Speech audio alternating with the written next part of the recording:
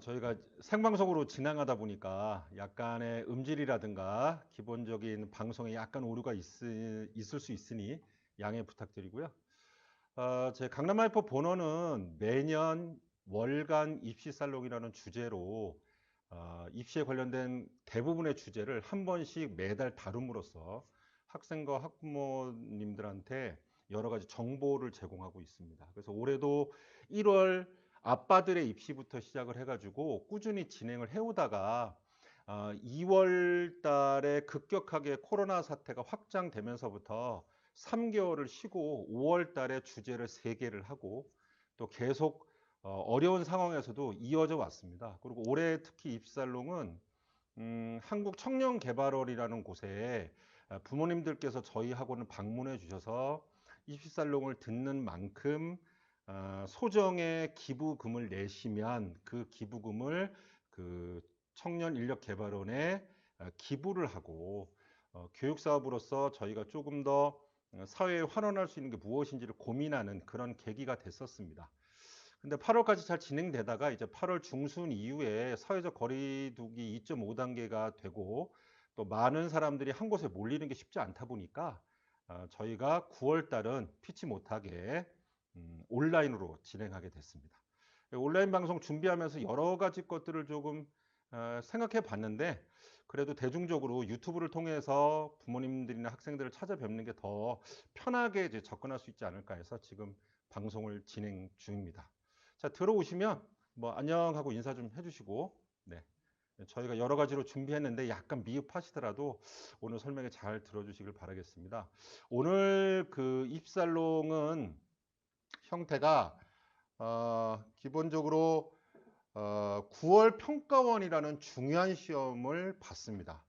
어려운 상황에서 봤죠. 사실은 저희 강남하이퍼 본원도 휴원 중이지만 비대면으로 온라인 수업을 진행 중이지만 평가원만큼은 실제로 학원에 와서 거리두기를 두고 시험을 봤습니다. 이 어렵게 본 시험의 결과를 우리는 어떻게 분석해야 될 것인가에 대한 주제를 오늘 시작하려고 합니다. 예년하고 달리 수능이 2주 정도 미뤄졌기 때문에 9월 달이 다 지나가더라도 2달이 남습니다. 그래서 꽤 많은 시간이 남아있고 9월 달의 성적이 그 학생의 모든 것을 말해주는 건 아니기 때문에 앞으로 우리가 해야 될 일이 더 중요한 거죠. 그래서 오늘은 1, 2부로 나눠가지고 1부는 저희 수학과하고 국어과 핵심 선생님이신 용상호 선생님과 함재용 선생님께서 국어하고 수학의 과목별 분석을 진행해 주실 거고 2부에서는 이투스 교육평가연구소 김병진 소장님 직접 나오셔서 향후 수시 또는 향후 2달 남은 이 기간 동안의 학습에 대해서 마음 자세에 관해서 얘기를 해 주실 예정입니다. 그동안 8월까지 입살롱은 10,000원씩 기부금을 받고 진행을 해왔는데 온라인으로 진행되면서부터 오늘은 그렇게 진행 안 하고 온라인으로 직접 찾아뵙고 말씀드리는 시간 갖도록 하겠습니다. 아무쪼록 온라인으로 하더라도 충분한 정보 좀 가져다 주시고요. 저희 홈페이지 공지사항에 오늘 하는 분석 자료와 또 수시에 필요한 간단한 자료를 올려놨으니까 강남하이퍼 홈페이지 공지사항에 오셔가지고 자료를 다운받아서 한번 보시길 바라겠고요. 아무쪼록 오늘 진행 과정에서 약간의 실수라든가 약간의 끊김이 있을 수 있습니다. 충분히 양해해 주시고 오늘 설명에 잘 좀 들어주시길 바라겠습니다. 들어오는 대로 인사 좀 해주시고 그리고 강사들한테 용기 좀 많이 북돋아 주시길 바라겠습니다. 그러면 1부 시작하도록 하겠습니다. 먼저 1부 국어부터 시작할 거고요. 함재용 선생님 모시고 시작하도록 하겠습니다. 안녕하십니까, 함재용입니다.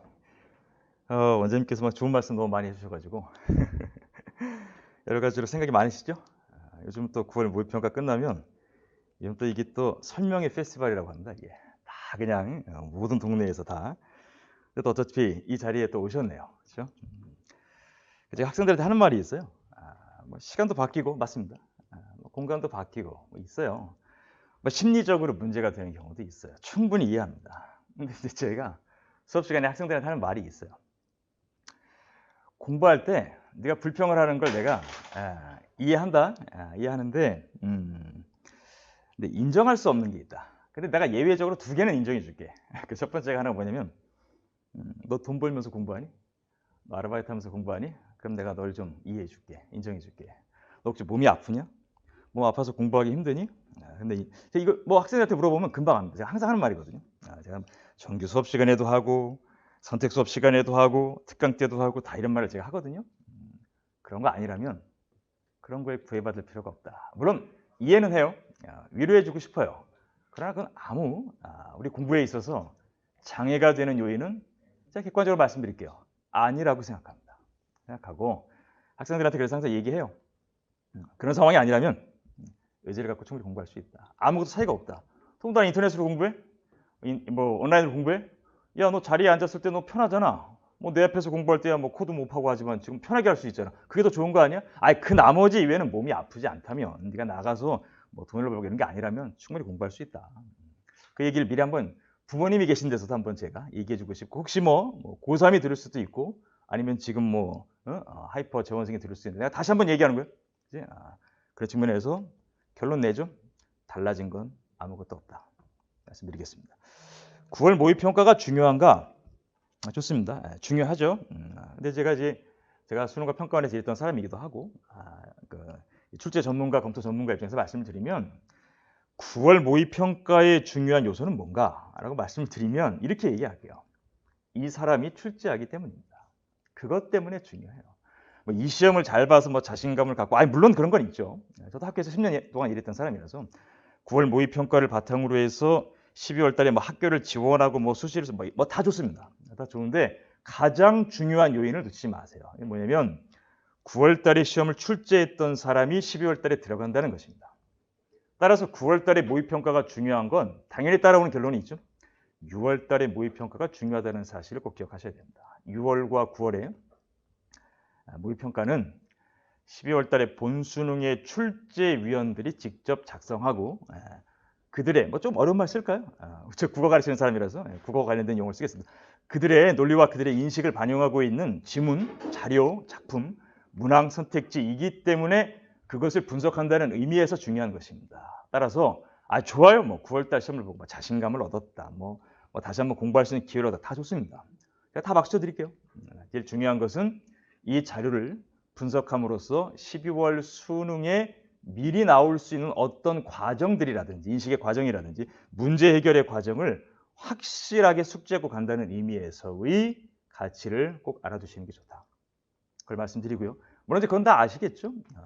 제가 다시 한번 강조해 드린 겁니다. 제가 강조한 이유는 이것이 뒤에 가서 이제 마지막 이 12월 본수능까지의 시간에 내가 해야 될 일이 무엇인가에 대한 내용을 얘기해 주고 싶어서 말씀드리는 겁니다. 연기해서 시작할까요? 이제 모평 분석을 시작하겠습니다. 전문팀이 너무 이쁘게 만들어 주셨네요. 감사합니다. 최근 수능과 모의평가의 난도에 대해서 말씀드리겠습니다. 이게 3개가 있는데요. 작년 수능이죠. 그렇죠? 그리고 올해 6월이고 그리고 6월 평가원입니다. 물론 이 팩트 자료를 제가 준 이유는 뭐냐면 저도 이걸 얘기하고 싶어서 그래요. 학생들한테 한번 이제 제가 혼낼 때 쓰는 자료입니다. 이게. 너 자료 한번 볼래? 봐봐. 1컷 91, 92, 89. 제가 왜 이걸 읽어드렸냐면 문제 한 개 차이예요. 문제 한 개 차이라는 게 뭐냐면 제가 이런 상황에서 얘기를 하는 거예요. 선생님, 저 뭐 고3은 빼고요. 저하고 이제 공부하는 사람 중에 지난번 수능보다 너무 못 봤어요. 너무 잘 봤어요. 이런 말들을 해요. 근데 너무 못 본 학생 뭐 이렇게 얘기할 때마다 또 와서 핑계를 또 대요. 예를 들면 이게 안 맞았어요. 이렇게 했어요. 다 들어줄 수는 있어요. 근데 핵심은 뭐냐? 차이가 거의 없다는 겁니다. 3점의 차이가 있는데요. 문제 한 개 차이라는 거예요. 그래서 실제 전체 시험을 보는 학생들을 대상으로 모집단으로 해서 이게 전체 집단이죠. 그렇잖아요. 이것을 가지고 자료를 내보면 큰 차이가 없습니다. 그래서 제가 애들을 웬만하면 이제 위로해 주고 싶은데 가끔 이제 쿡 찌르는 말이 있어요. 그렇구나. 시험이 어려웠구나. 미안해. 너만 못 봤어. 무슨 말인지 아시죠? 제가 왜 이걸 말씀드리냐면 전체적으로는 평가원의 이 성적은 거의 유지가 됩니다. 지금 1등급은 3점 차이지만 2등급, 3등급 보세요. 3등급 2점 차이밖에, 2점짜리 문제 하나밖에 아니라는 거잖아요. 그죠? 기본적인 형식과 틀, 난도는 거의 유지된 게 맞습니다. 그러니까 너무 거기에 어떤 부분에 대해서 뭐 일희일비할 것 없이 지금 뭐다? 유형과 내용과 그 깊이의 그 정도성은 유지되고 있다. 그 가운데 너의 실력을 높이는 데 포커스를 둬야지 뭐 시험이 어려워졌어요, 쉬워졌어요. 이런 말들은 다 핑계에 불과합니다. 그걸 얘기해주고 싶어서 이 자료를 특별히 얘기했고요. 그죠?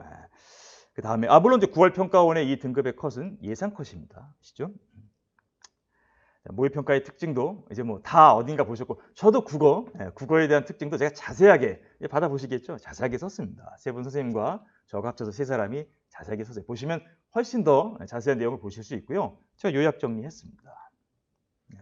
말씀드렸죠? 뭐 제가 부가적으로 말씀드리면 수능이 시작된 지 20년이 넘었습니다.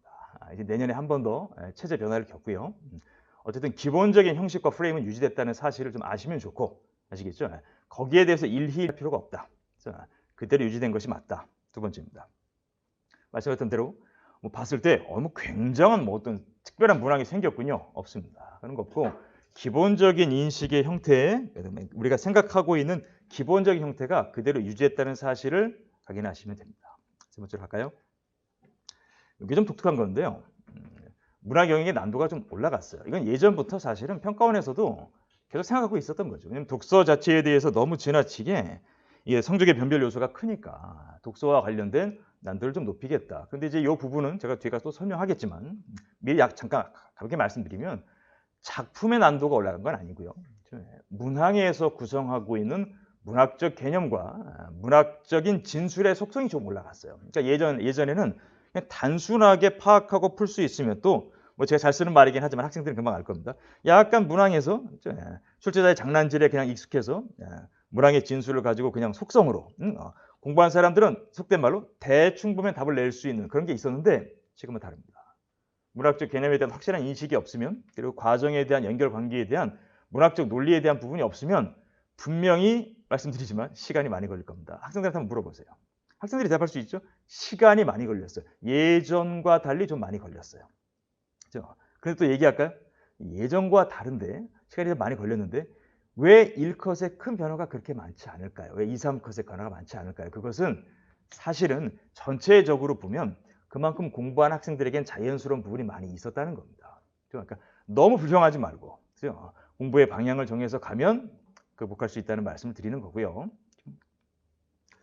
고전문법 지식의 이 여부를 출제했다. 그러니까 항상 또 걱정되는 게 있어요. 이 고전문법과 관련된 내용이 저는 뭐 크게 중요하다고 생각하지는 않지만 어쨌든 오답률이 높으니까요. 그렇게 말씀드리는 거예요.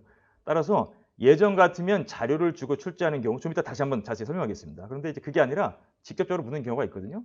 그러니까 이 부분에 대한 대응책이 필요하다는 의미에서 대응의 의미에서 모의평가의 특징 중 그 한 문제의 속성을 제가 하나 넣었습니다. 4번까지 했고요.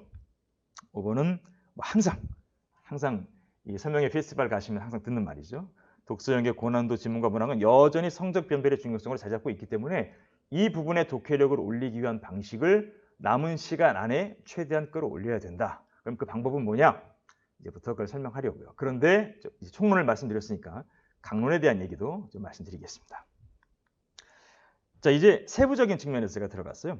화법작문 문법을 합쳐서 15개. 뭐 학생들이 이미 다 알고 있습니다. 우리나라 시험은 재밌어요. 45개의 문제인데 앞에 15개는 화작 문법, 화작 언어라고 부르고요. 그리고 뒤에 독서가 15개, 문학이 15개 이렇게 또 아주 그냥 3분의 1씩 나눴습니다. 아주 또 재미있는 시험이죠. 그리고 또 화법작문 문법도요. 예전에는 화작문, 요즘 화법작문이 같이 묶여서 나오기 때문에 이쪽이 10개, 문법이 5개 이렇게 또 아주 형식적으로 구분해놨습니다. 자, 그냥 형식에 대해서 잠깐 말씀드렸고요. 아까 얘기했던 거 형식이 그대로 유지됐습니다. 형식이 그대로 유지됐기 때문에 크게 네가 흥분할 필요가 없어. 그리고 이렇게 얘기할 수 있죠. 형식이 그대로 유지됐는데 제가 어려움을 겪었어요. 제가 여기서 자꾸 틀립니다. 그럼 제가 이렇게 반문하면 반문하지 않고 제가 답변하겠습니다. 뭘 얘기하면 되냐면 연습이 부족해. 기본적인 연습이 부족해. 다른 말로 바꾸면 너 기출 연습 좀 부족해. 기출에 딱 맞춰 있는 나머지 연습 잘 안 하고 있어. 너 너무 화법하고 작문 우습게 보고 있어. 연습해야 돼요. 그렇게 얘기할 수 있습니다. 그 뒤에 가서 대응책 얘기할 때 다시 한번 얘기하겠습니다. 두 번째, 아까 얘기했던 거죠. 2번인데요. 뭐 2번 가서 한번 같이 열까요? 2번 가서 한번 문법 지식에 관한 부분을 같이 열겠습니다. 문법 문항은요. 문법 문항은 문제로는 향상이 될 수 없어요. 실력 향상이 될 수 없습니다. 그러니까 제가 지금 얘기했잖아요. 화법과 작문은 기출에 대한 문항 연습을 하라고. 퀘스천이요. 문학이 아니라 문항입니다. 문항의 연습을 하라고 강조하고 있는데 문법은 그럼 기출 문항을 갖고 공부하면 성적이 오를까요? 그럴 수는 있죠. 공부 안 하고 있는 사람한테는 오를 수 있죠. 그러나 완벽한 공부를 원하는 사람은 이건 퀘스천 갖고 문항 갖고 할 수가 없어요.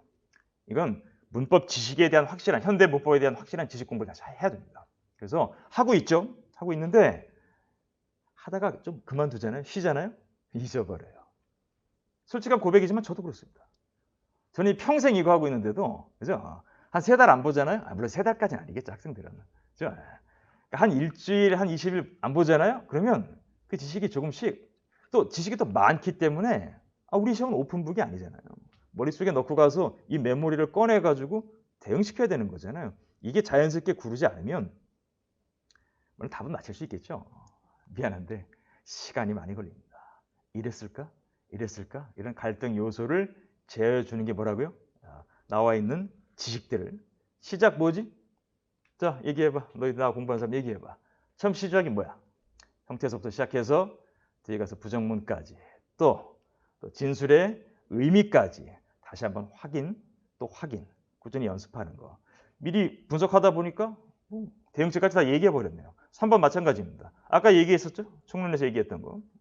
기본적으로 고전 문법이 필요한데 고전 문법은 사실은 보기를 통해서 제시하고 그 제시된 내용을 바탕으로 자료를 갖고 해석해서 선택지 1, 2, 3, 4, 5의 적절성과 부적절성을 구분하는 게 보통의 시험인데 이번 시험처럼 들어가는 교수들마다 독특한 부분들이 좀 있어요.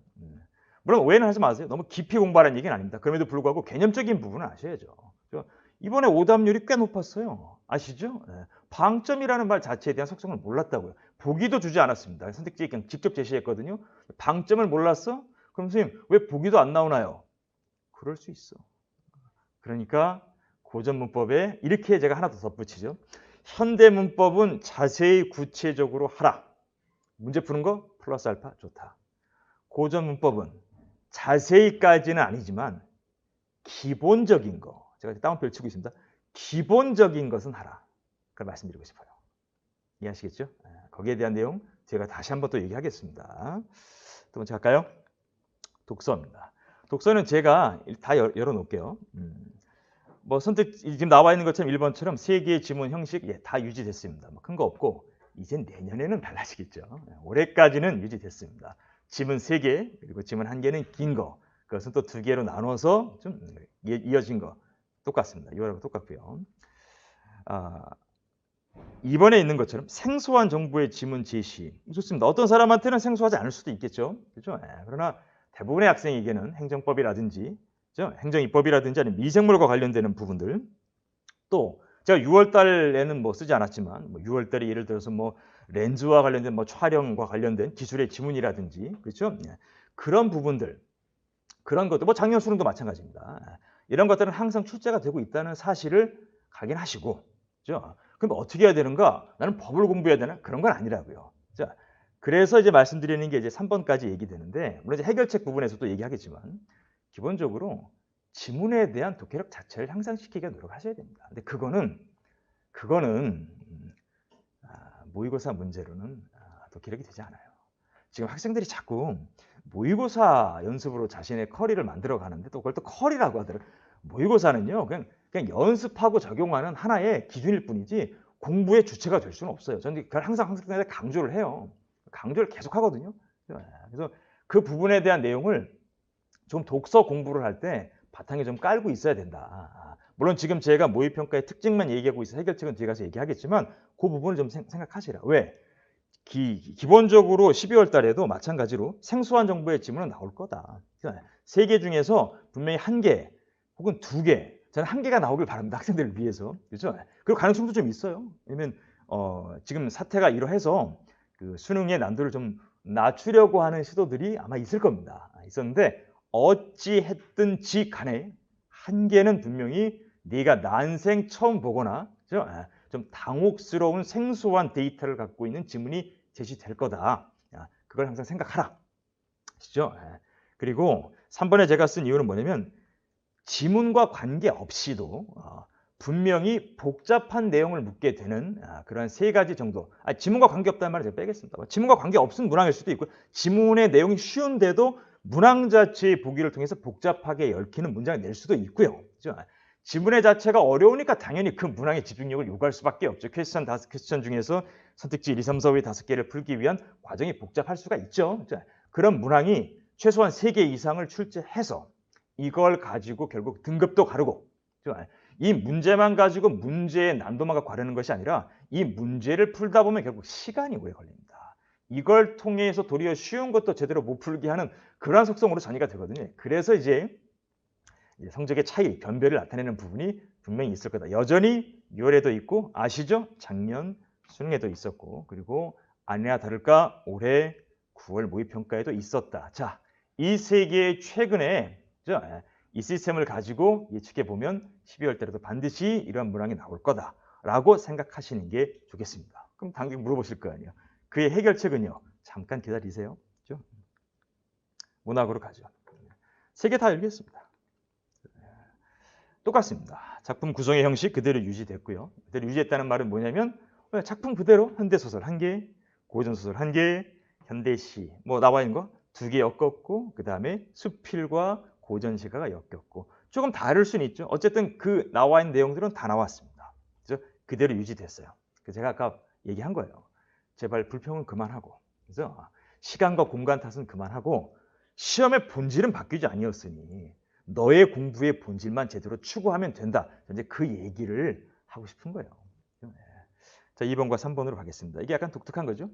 뭐 독특하진 않지만 뭐 그래도 알아두시는 게 좋겠습니다. 학생들이 EBS 공부에 대한 질문을 가끔 해요. 이제 뭐 저하고 공부한 사람들한테는 뭐 전혀 학생들은 전혀 문제 제기를 안 할 겁니다. 뭐 그 학생들의 학부모님들은 뭐 전혀 상관이 없고 근데 만약에 그렇지 않은 학부모가 들어와 있다면 제가 뭐 인터넷 강의하거나 뭐 EBS에서 강의하고 이럴 때도 사실은 제 강의를 듣는 사람들은 다른 강사나 그 사람한테 조교가 많이 들었어요. 왜냐면 제가 수능과 평가원에서 출제하고 했던 사람이기 때문에 많이 들었거든요.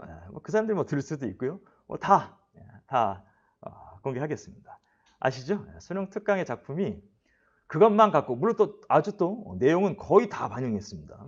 그죠? 뭐 다 물론 뭐 현대시에서 뭐 1개 정도는 빼놓고 뭐 수필 하나 빼놓고는 다 반영을 했거든요. 특징이 하나 있어요. 수능 완성이 하나도 안 들어갔어요. 그 얘기는 뭐냐? 뭐 아까 말씀드렸지만 지금 이제 고3 학생들이나 뭐 좀 상황이 이러해서 수업의 진도가 자꾸 늦춰지니까 이제 수능 완성의 이 내용들을 이제 뭐 반영할 수도 있었겠지만 뭐 그런 측면에서 좀 배제시키려고 노력했던 부분이 분명히 있을 것 같습니다. 그럼 도리어 이제 그죠? 12월의 본수능에서는 EBS의 수능 완성이 대거 들어갈 가능성이 있다는 생각을 하시면 좋겠습니다. 그죠? 이번 수능이 이번 형식의 마지막 해잖아요. 그렇죠? 그래서 문학 지수가 더 늘어나요. 문항이 더 늘어납니다. 그리고 EBS 반영이 떨어지거든요. 올해가 마지막이에요. 올해 EBS 내용 이렇게 대거 반영할 때 올해 12월 달 수능 봤는데 틀렸어. 그럼 진짜 제가 잘 쓰는 말이 있어요. 그러니까 엎드려 뻗치셔야 돼요. 아시죠? 학생들 금방 알지 내가 쓰는 말이지. 다시 와서 수능 완성의 작품 분석 확실하게 하고 가시라고요. 제가 하이퍼 학생들 선택 수업할 때 수능 완성 다 보고 있어요. 수능 특강도 보고 있고 다 보고 있어요. 제가 10월 달까지 다 볼 거예요. 빠짐없이 다 볼 거예요. 그렇죠? 그러니까 공부에 무슨 EBS 뭐 안 봐도 뭐 된다는데요. 이상한 소리 하지 마세요. 본질적인 공부에서 어긋나는 확률적인 공부하지 마세요. 아시겠죠? EBS는 보셔야 됩니다.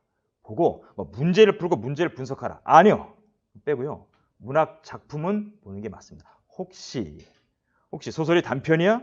좀 짧은 거야? 장편을 어떻게 보겠어? 이번에 시험에 나왔던 이기영의 고향 400페이지야. 한번 해볼래? 그런 건 내가 배제할게요. 그런 짧은 거라면 전부를 다 찾아서 보는 것도 의미가 있다. 아시겠죠? 그것도 제가 하이퍼 학생들한테는 연습시킬 겁니다. 그죠? 3번도 하죠. 자, 이게 사실은 되게 중요했던 거였잖아요. 문항의 난도를 좀 높였어요. 그러니까 하이퍼 학생들 본 시험의 그 이 분석 자료하고 분석 자료 갖고 있고요. 갖고 있고 이제 전체 학생들을 대상으로 한 이제 가채점의 이제 자료를 보면 오답률 10개 문항에서 문학이 30%가 넘었습니다. 거의 40%. 예. 때로 자칫하면 50%도 갈 수 있는 아주 독특한 케이스가 됐어요. 그 얘기는 뭐냐? 문학을 우습게 보면 안 된다라는 거를 이제 플러스 알파로 말씀드리고 싶었던 거예요. 그죠? 분명히 문항의 난도가 높아졌다고 하는 이유는 뭐냐면 이제 문학적 개념어들이 마구 쏟아지는데 예전처럼 문학적 개념어를 이렇게 부드럽게 길게 설명해서 이해 단계를 제시한 게 아니라 그냥 탁 줘버렸어요. 관념이 뭐냐? 자, 그냥 탁 줘버렸어요. 추상이 뭐냐? 이런 식의 구체가 뭐야? 경험이 뭐야? 아니, 물론 지금 듣고 있는 뭐 학부모님들께서도 야, 추상과 관념을 왜 몰라? 그렇게 얘기할 수도 있죠. 그러나 문학적인 그 틀 안에서의 쓰이고 있는 문학적 개념의 특수성은 조금 다릅니다. 아니, 물론 다 다른 건 아니에요. 근데 조금 다른 게요. 조금 다른 게 틀리면 골치 아파져요. 그 결과는 아시죠? 그걸 말씀드리는 겁니다. 그리고 선택지가 짧게 그냥 딱딱 끊어지는 게 아니라 상당히 길게 구성을 했어요. 그죠? 선생님, 그러면 어떻게 대비해야 되나요? 그래서 이제 얘기를 하죠. 그래서 이제 짧게 정리를 하겠습니다. 뭐 짧지 않고 좀 길게 얘기할게요. 헌법작문에 대한 말씀 다 했어요. 차이 없습니다. 차이 없고요. 이렇게 얘기할게요. 물론 뒤에 제가 이제 그 독서 4개 다 읽겠습니다. 독서 얘기를 할 때 얘기하는데 기출의 연습을 하는데 학생들이 자꾸 퀘스천, 문항에만 포커스를 맞춰요. 그렇게 하지 말고 헌법작문의 데이터, 주어진 자료들, 어떤 사람은 뭐 첫 번째는 강연일 수도 있고 대화일 수도 있고 작문 같은 경우에 쓰기일 수도 있고 쓰기 이전에 뭐 토론의 단계일 수도 있고 이런 데이터들의 수는 좀 낮아요. 낮은데 그 데이터를 읽어갈 때 내가 이걸 어떻게 기억하고 아니, 물론 거기에 논리가 있으면 논리 이해도 해야겠죠. 그러나 논리와 관련되는 부분은 그게 떨어집니다. 그러니까 헌법작문의 데이터의 수준은 좀 낮은 편이에요. 그 얘기는 뭐냐?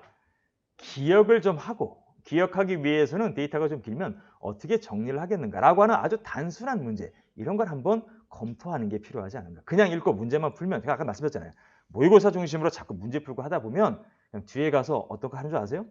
공부한 거 다 잊어버리고요. 공부의 단계도 없어요. 공부의 내용도 없고요. 공부의 과정도 없어요. 그냥 뭐예요? 그냥 쉬운 거 나와서 그 자리에서 내가 하던 대로 맞춰야지. 그냥 자기가 하던 대로 그럼 독학하면 되지. 그죠? 그런 게 아니에요.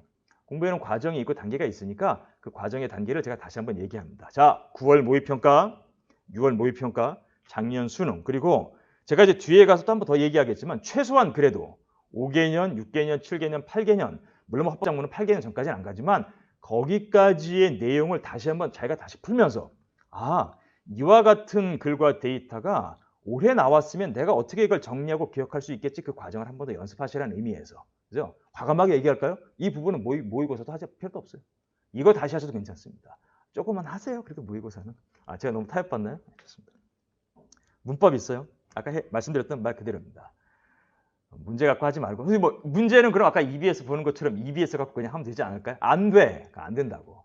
그래서 EBS에 5페이지짜리 갖고 있는 이 지식 정리 안 돼. 안 돼가고 안 되고 너 하나 단거나 너만의 노트도 있어야 되고 너만의 하나의 텍스트북이 있어야 돼.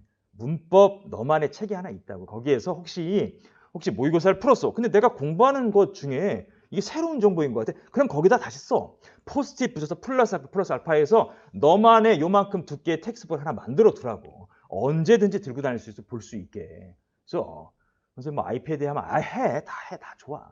다 괜찮아. 근데 이렇게 얘기할게. 그래서 내가 매일매일까지는 얘기 안 할게. 그래도 사흘에 한 번씩은 자꾸 볼 수 있게. 그래서 제 학생들한테 좀 세게 하는 얘기가 있어요. 너도 머리 좋고 나도 머리 좋고 대부분의 학생이 다 좋아. 그래서 머리 똑똑한 거 갖고 자랑하지 마. 이 시험은 기본적인 머리를 가진 학생이 최대한 성실하게 공부하는 공부야. 물론 머리 좋으면 제가 박수 쳐드릴게요. 좋아요. 제가 학생들 박수 치는 경우가 많아요. 하는데 진짜 중요한 건 그 자리에 앉아서 그래서 괜히 엉뚱한 데 가서 왔다 갔다 하지 말고 그 자리에 앉아서 마지막까지 계획을 가지고 그래서 학생들 칭찬하는 거 있습니다. 아침에 물론 뭐 버스 타고 뭐 차 타고 학원에 등원하려면 힘들죠. 그러니까 그런 것도 없는데 일찍 일어나는 것도 힘든 거 맞아. 그런데 아침에 8시 반에 시작하는 수업을 이제 시작해서 이 모니터 앞에 딱 앉아 있는 것 자체만으로도 전 큰 박수를 쳐줍니다. 아시죠? 네, 그게 필요하다고요. 문학 아까 말씀드렸어요. 수능 완성 작품 공부하셔야 됩니다. 얘기할게요. 선생님, EBS 암기해야 되나요? 암기요? 암기하면 또 제일 좋아요. 그러나 그렇게까지 하지 마시고요. 기본적으로 고전 시가에 대한 해석은 다 준비해 두세요. 아시겠죠? 그리고 또 오해하지 마. 도구마에 빠지라는 얘기는 아니야. 고전 시가 해석, 뭐 자료 돌아다니는 다 엉뚱한 자료 그런 거 말고 정식의 해석 들으시고, 두 번째, 기본적으로 주제와 줄거리 정도는, 줄거리도 좋아요. 줄거리까지도 빼겠습니다. 아니야, 줄거리 넣고 싶어. 주제와 줄거리 정도, 특별히 주제 정도는 알고 가시라고. 작품 나왔을 때 괜히 가서 자기가 독해한답시고 해갖고 엉뚱한 방향으로 주제를 설정했다가는요, 시험 제품이 틀립니다. 4개 중에 1개 틀리게 되게 돼요. 그러니까 기본적인 주제의식은 기억하고 가는 게 좋다. 제가 기억이라는 말써 좀 약화됐어요? 쓰겠습니다. 암기하고 가는 게 좋다. 그렇죠? 독서에 대한 얘기요. 지문이에요. 제가 썼잖아요. 문항이 아니라 지문이에요. 그래요. 지문에 대한 연습을 하는데 웃기는 게 뭔지 아세요? 자기 문제 다 풀고 문제 다 맞으면 지문을 다 알고 있다고 생각해요. 물론 지문을 다 알아서 문제를 다 맞힌 것도 됐다 박수를 쳐요. 근데 오해하지 마세요. 문항을 다, 퀘스천을 다 맞췄다고 해서 네가 지문을 다 아는 건 아니야. 지문 다시 한번. 6월하고 9월에 뭐 제가 지금 독서 얘기하고 있으니까 다 했으니까 다 얘기하겠습니다. 6월하고 9월 문제 90개. 아시죠? 선택지 225개. 지문 뭐 나와 있는 부분에 지문 뭐 자료 화법작문 문법의 자료, 그다음에 독서의 지문, 그리고 문학의 작품들 합치면 21개, 22개가 있습니다. 다시 한번 확인하는 거. 이유가 뭐라고? 이 사람 출제로 들어가는 사람들이야. 그래서 네가 보는 다른 그런 시험들하고 격이 완전히 다르. 그러니까 뭐 문제 뭐 수준이 높다 이런 거는 차치하고라도, 이런 건 차치하고요. 이 사람들이 이 문항에 담고 있는 기본적인 자신의 문항 해결의 과정이 거기다 있어요. 그리고 그들이 사용하는 언어적 표현이, 그들이 생각하고 있는 문학적 개념어가 그 안에 있다고요. 그들이 쓰고 있는 화법작문 문법의 개념적 속성들이 그 안에 들어가. 이거를 배제한 채 모의고사가 안 된다고. 이거 중요하다고. 제가 그냥 있다가 학원에 가서 가르치는 사람이 아니고요. 제가 학교에서 10년을 했고, 교육청, 지금 강남 하이퍼에 있는 학생들은 알아요. 제가 육군사관학교, 공군사관학교, 해군사관학교 시험도 냈고요. EBS에서 강의도 했고, 교육청 시험도 내고, 출제도 하고, 수능 모의평가에 출제도 하고, 검토도 하고, 수학력 시험 가서 검토도 했어요. 제가 다 돌아봤거든요. 그리고 나서 공부에 네가 가장 필요한 걸 얘기하는 겁니다. 물론 오해하지 마세요. 모의고사를 푸는 건 좋아요. 그런데 그것은 플러스 알파의 부가적인 요소인 것을 말씀드리고 싶었던 겁니다. 자, 하나 더 기억해야 될 내용에 대해서 정리하겠습니다. 첫 번째, 말씀드렸어요. 본질적 독해력의 향상은 뭐라고요? 독서 지문에 가서 문장 하나하나 다 읽으면서 네가 정말 이걸 이해하고 있는지 이해하고 없는지에 대한 판단. 뭐 읽으면서 중요한 거는 제가 보기에 중학교 2학년도 해요. 독서 지문 가지고. 하나하나 다 판단하면서 자신의 독해력 향상을 힘써라 애써라. 그래서 선생님 그 모르는 걸 어떡하나요? 야, 강남 하이퍼에 맨날 질당 열려 있어. 올리는 거 맨날 있다고. 질문하면 여기 누가 조교가 대답하니? 그런 거 없어요. 선생님들이 다 대답해 주시거든요. 성실하게 답변해 주시니까 다 올리세요. 그리고 이제 곧 학원 엽니다. 오면 다 질문, 질당 시간 또 따로 있어요. 만나서 다 할 수 있게 돼요. 다 하시면 돼요. 그래서 이제 불평은 그만하시고, 아시죠? 또 시간이 부족해. 뭘 시간이 부족해? 시간 부족하지 않아. 그렇죠? 얘기했습니다. 최소한 8개년 이상의, 물론 제일 중요한 건 6월하고 9월이에요. 아시죠? 6월하고 9월 제일 중요한 겁니다. 이거 확인하시는 거 필요하고, 제가 특별히 파란색으로 써놨어요. 독서 지문 다시 분석해. 그렇죠? 각각의 문학 작품, 문항의 선택지, 특별히 이번에 문학이 어려웠거든요. 문학 영역의 문항에 갖고 있는 선택지 1, 2, 3, 4, 5. 저 굉장히 자세하게 얘기했어요. 그거 다 분석하시면 좋겠습니다. 그렇죠? 하나만 더 얘기하죠. 오늘 얘기 안 했던 거. 본 수능에 난도가 좀 낮춰질 가능성이 좀 있어요. 조금 낮춰질 가능성이 있거든요. 자, 강남 하이퍼 학생들한테 얘기합니다. 실수하지 않도록 주의하세요. 실수하지 않는 건 중간에 멈춤 없이 일관되게 꾸준히 나가는 겁니다. 아시겠죠? 드리고 싶은 말씀 다 드렸고요.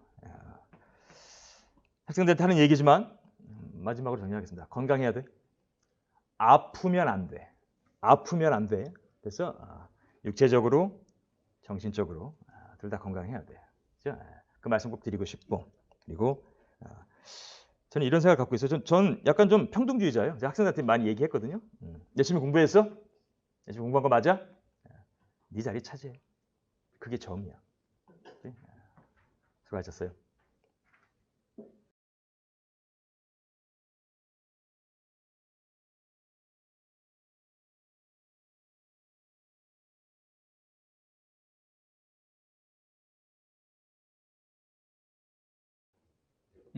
안녕하세요. 저 강남 하이퍼학원의 수학과 용상호입니다.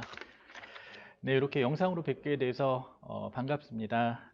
저기 오늘 지금 듣고 계시는 분들이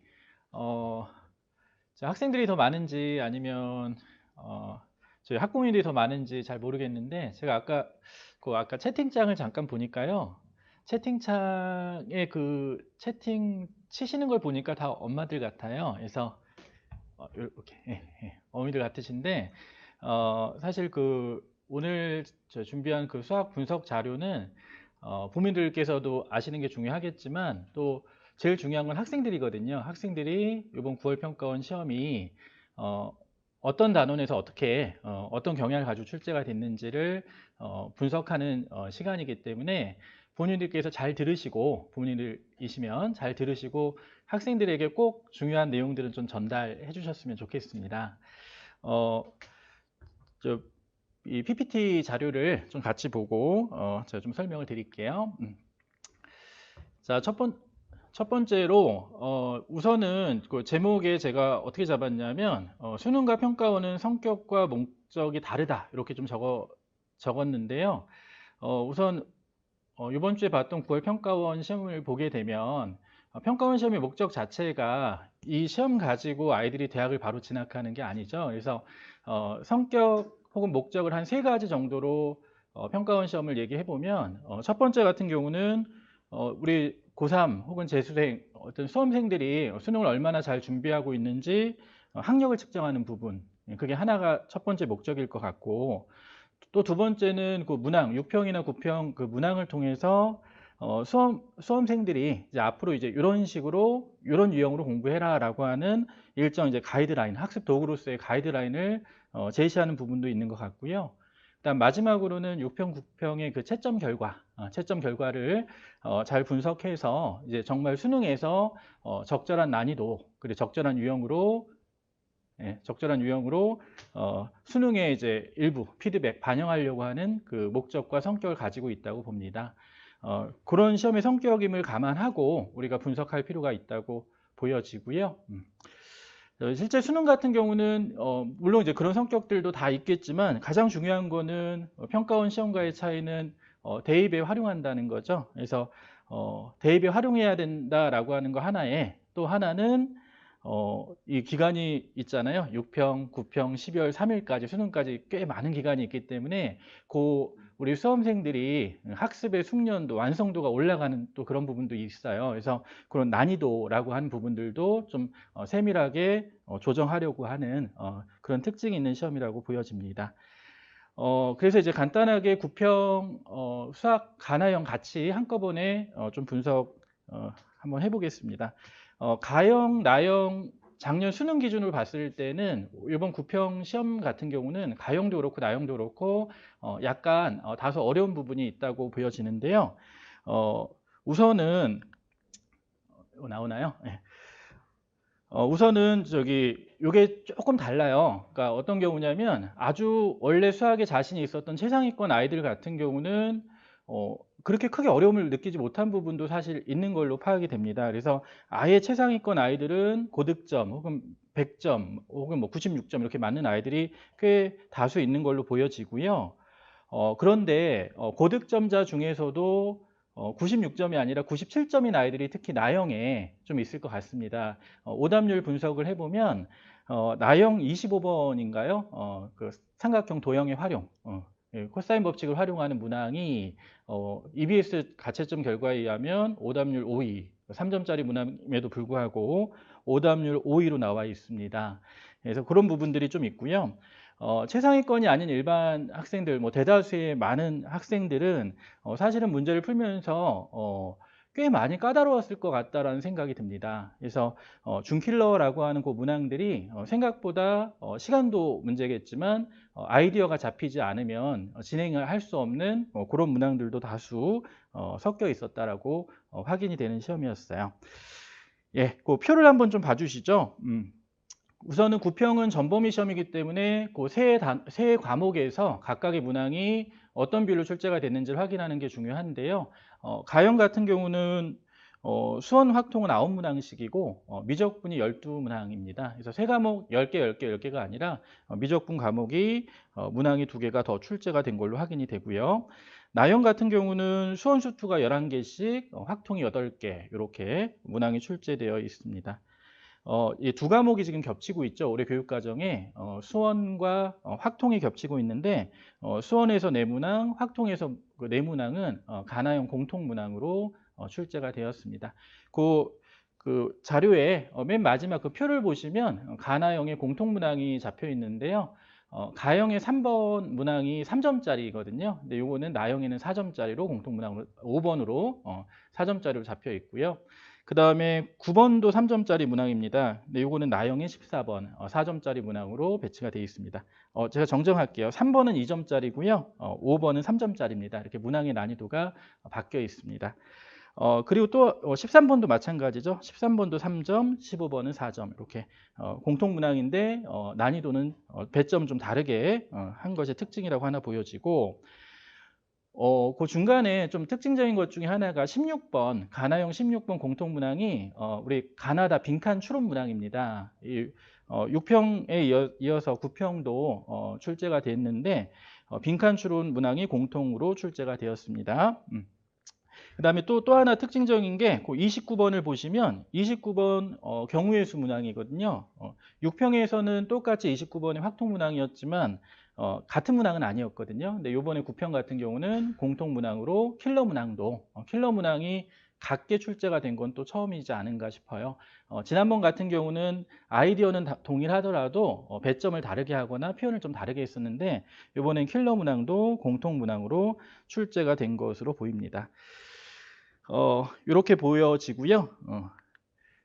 요걸 잠깐 좀 말씀드리고 갈게요. 그 준킬러 문항이 꽤 많아요. 그래서 이제 채점 결과, 가채점 결과를 좀 한번 확인해 보면 EBS 홈페이지에 나와 있는 가채점 결과로 한번 말씀을 드려볼게요. 가형 같은 경우는 오답률 50% 이상의 문항이 5개로 올라와 있더라고요. 5개인데 5개 중에서 미적분 문항이 3문항입니다. 30번, 28번, 18번.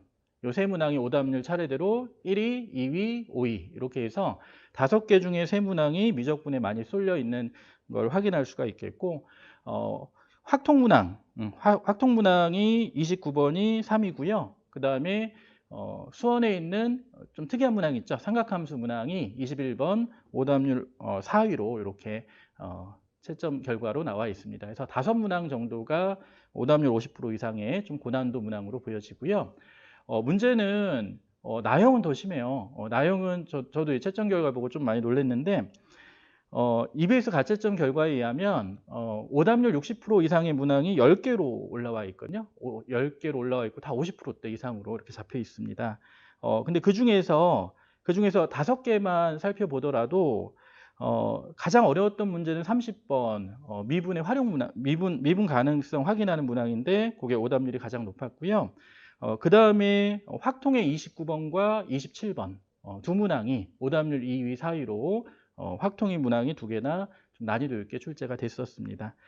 그리고 이제 수원의 21번이라든지 그 다음에 이것도 특징적인 건데 아까 말씀드렸던 그 3점짜리 25번 삼각형의 그 활용 문항이 3점짜리임에도 불구하고 오답률은 한 5위 정도로 꽤 아이들이 힘들어했던 그 문항으로 이렇게 표시가 되고 있습니다. 그래서 이렇게 준킬러 문항들이 꽤 많이 출제가 된 걸로 보여지는 시험이고요. 제가 여기서 이제 공통 문항 말씀드리면서 하나 좀 강조드리고 싶은 건 뭐냐면 가나형 각각 가형하고 나형이 지금 공통 문항이 8개잖아요. 총 8개인데 그렇게 따지면 지금 가형 같은 경우는 수원학통에서 18문항이 출제가 됐거든요. 그럼 8문항을 제한 나머지 10문항이 비공통 문항이고, 나형 같은 경우는 총 가형 수원과 학통에서 19개 문항이 출제가 됐거든요. 8개를 제외하더라도 11개 문항이 비공통 문항으로 시험 범위 단원에 있는 비공통 문항이 남아 있습니다. 그 문항들을 좀 철저하게 꼭 반드시 교차해서 풀어보셨으면 좋겠어요. 그 문항이 단순히 쉬운 문항들이 아니고 꽤 난이도 있고 변별력 있는 비공통 문항들이 많이 있습니다. 평가원의 문항이기 때문에 한번 반드시 좀 풀어보셨으면 좋겠어요. 그 다음으로 한번 넘어가 볼게요. 문항별로 문항의 특징을 좀 하나 좀 말씀드리려고 하는데요. 가형도 그렇고 나형도 그렇고 요번엔 유사도를 보이는 문항들이 좀 다수 이렇게 눈에 띕니다. 그래서 제일 첫 번째로 저희가 좀 특징적으로 좀 확인할 수 있는 것 중에 하나가 절대값 기호라든지 혹은 대칭성을 활용하는 문항들이 그 문항 가형, 나형 가리지 않고 곳곳에 많이 보여요. 조건으로도 대칭성을 줬고 아니면 그 대칭성을 우리가 문제에서 찾아내셔야 되는 부분들도 확인이 되는데요. 가형 18번 문항 기역 니은 디귿 합답형 문항인데 여기서 이제 니은이라든지 이런 것들이 대칭성을 확인하는 명제였고요. 문항 자체도 함수의 조건도 대칭인 함수의 곱으로 문제를 출제했었습니다. 근데 특징적인 것이 그 함수가 그대로 나형의 30번에 똑같은 함수로 절대값 포함해서 들어가 있죠. 그래서 동일한 함수를 가지고 문항을 하나는 미분으로 하나는 적분으로 이렇게 출제한 것으로 보여지거든요. 그래서 그런 것들이 하나 확인이 되고 그냥 개별 문항으로 보더라도 가형에 우리 변별력 있는 분과 객관식 21번 있죠. 삼각함수의 대칭성을 확인하셔야 되는 문항이 변별력 문항이었고요. 그 다음에 학생들은 풀어보셨는지 모르겠지만 30번 문항 그 지수함수 두 개가 또 어떻게 돼요? 2분의 3,0에 대한 점대칭 함수로 또 위치관계가 나타나 있죠. 그래서 위쪽 부분만 대칭성을 이용하면 한쪽 부분만 우리가 문제를 접근해서 풀어도 크게 무리가 없는 그런 상황으로 주어져 있습니다. 나형 같은 경우도 18번 문항이 대칭성을 활용하는 문항이었죠. 그래서 대칭성 관련된 문항들이 이번엔 좀 특징적으로 작은 3점짜리에서도 사실 대칭축 이런 표현들이 많이 들어가 있는 걸로 확인이 됩니다. 한번 체크해 보시면 좋을 것 같고요. 자, 그다음 또 하나는 둘 다 가나형 공통으로 집합 표현이 또 많이 들어가 있습니다. 조건에 가형의 삼각함수 21번 같은 경우는 fx가 a가 되는 점, gx가 a 되는 다 집합으로 표현이 되어 있고요. 그 다음에 나형의 19번 확통문항도 집합의 우리 범위로 이제 표현이 되어 있죠. 부분 집합으로 표현이 되어 있습니다. 확통의 다른 문항들도 a, b, c가 서로 부분 집합이 될 조건 이런 식으로 해서 조건의 집합 표현들이 많이 활용이 되는 게 하나의 또 특징으로 보여져요.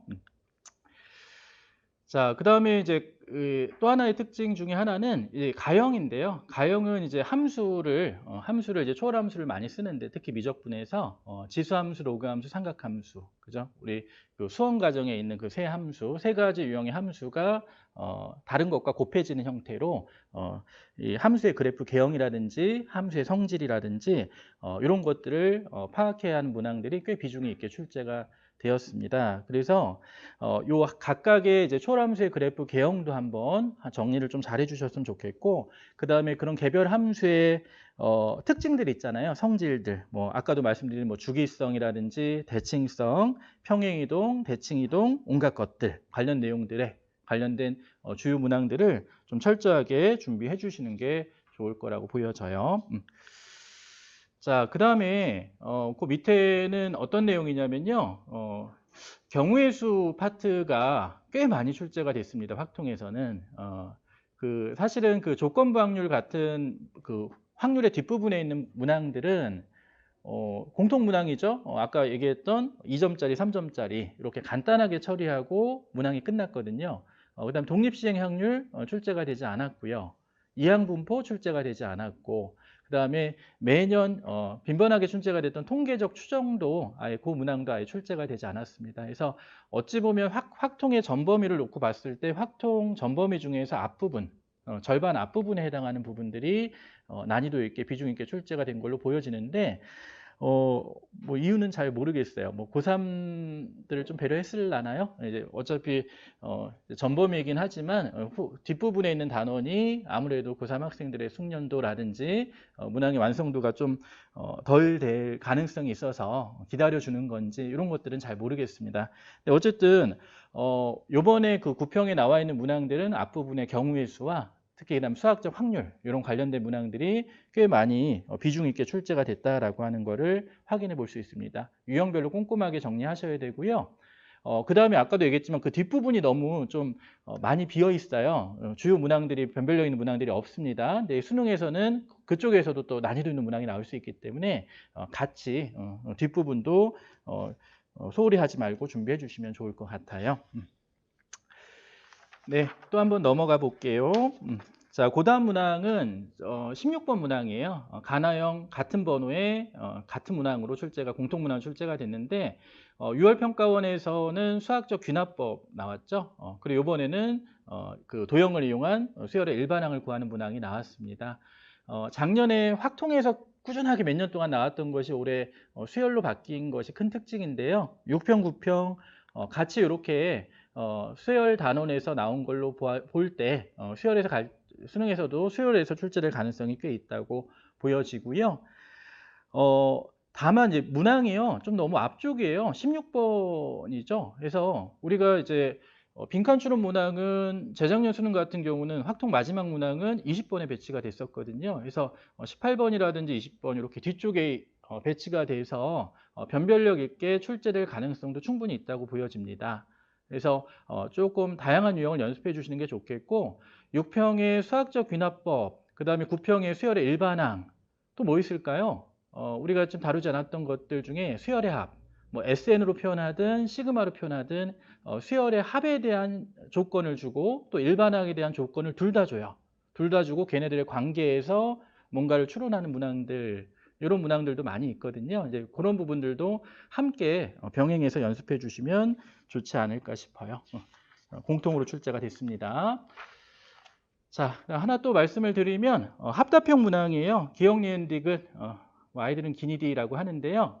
6평에서는 문이과 공통으로 지수함수의 문항으로 출제가 됐었고 이번에 9평에서는 나형에선 출제가 되지 않고 가형에서만 우리 미적분 문항으로 특히 적분에 관련된 문항으로 출제가 됐습니다. 여전히 그 문항의 그 출제 가능성은 꽤 있다고 보여져요.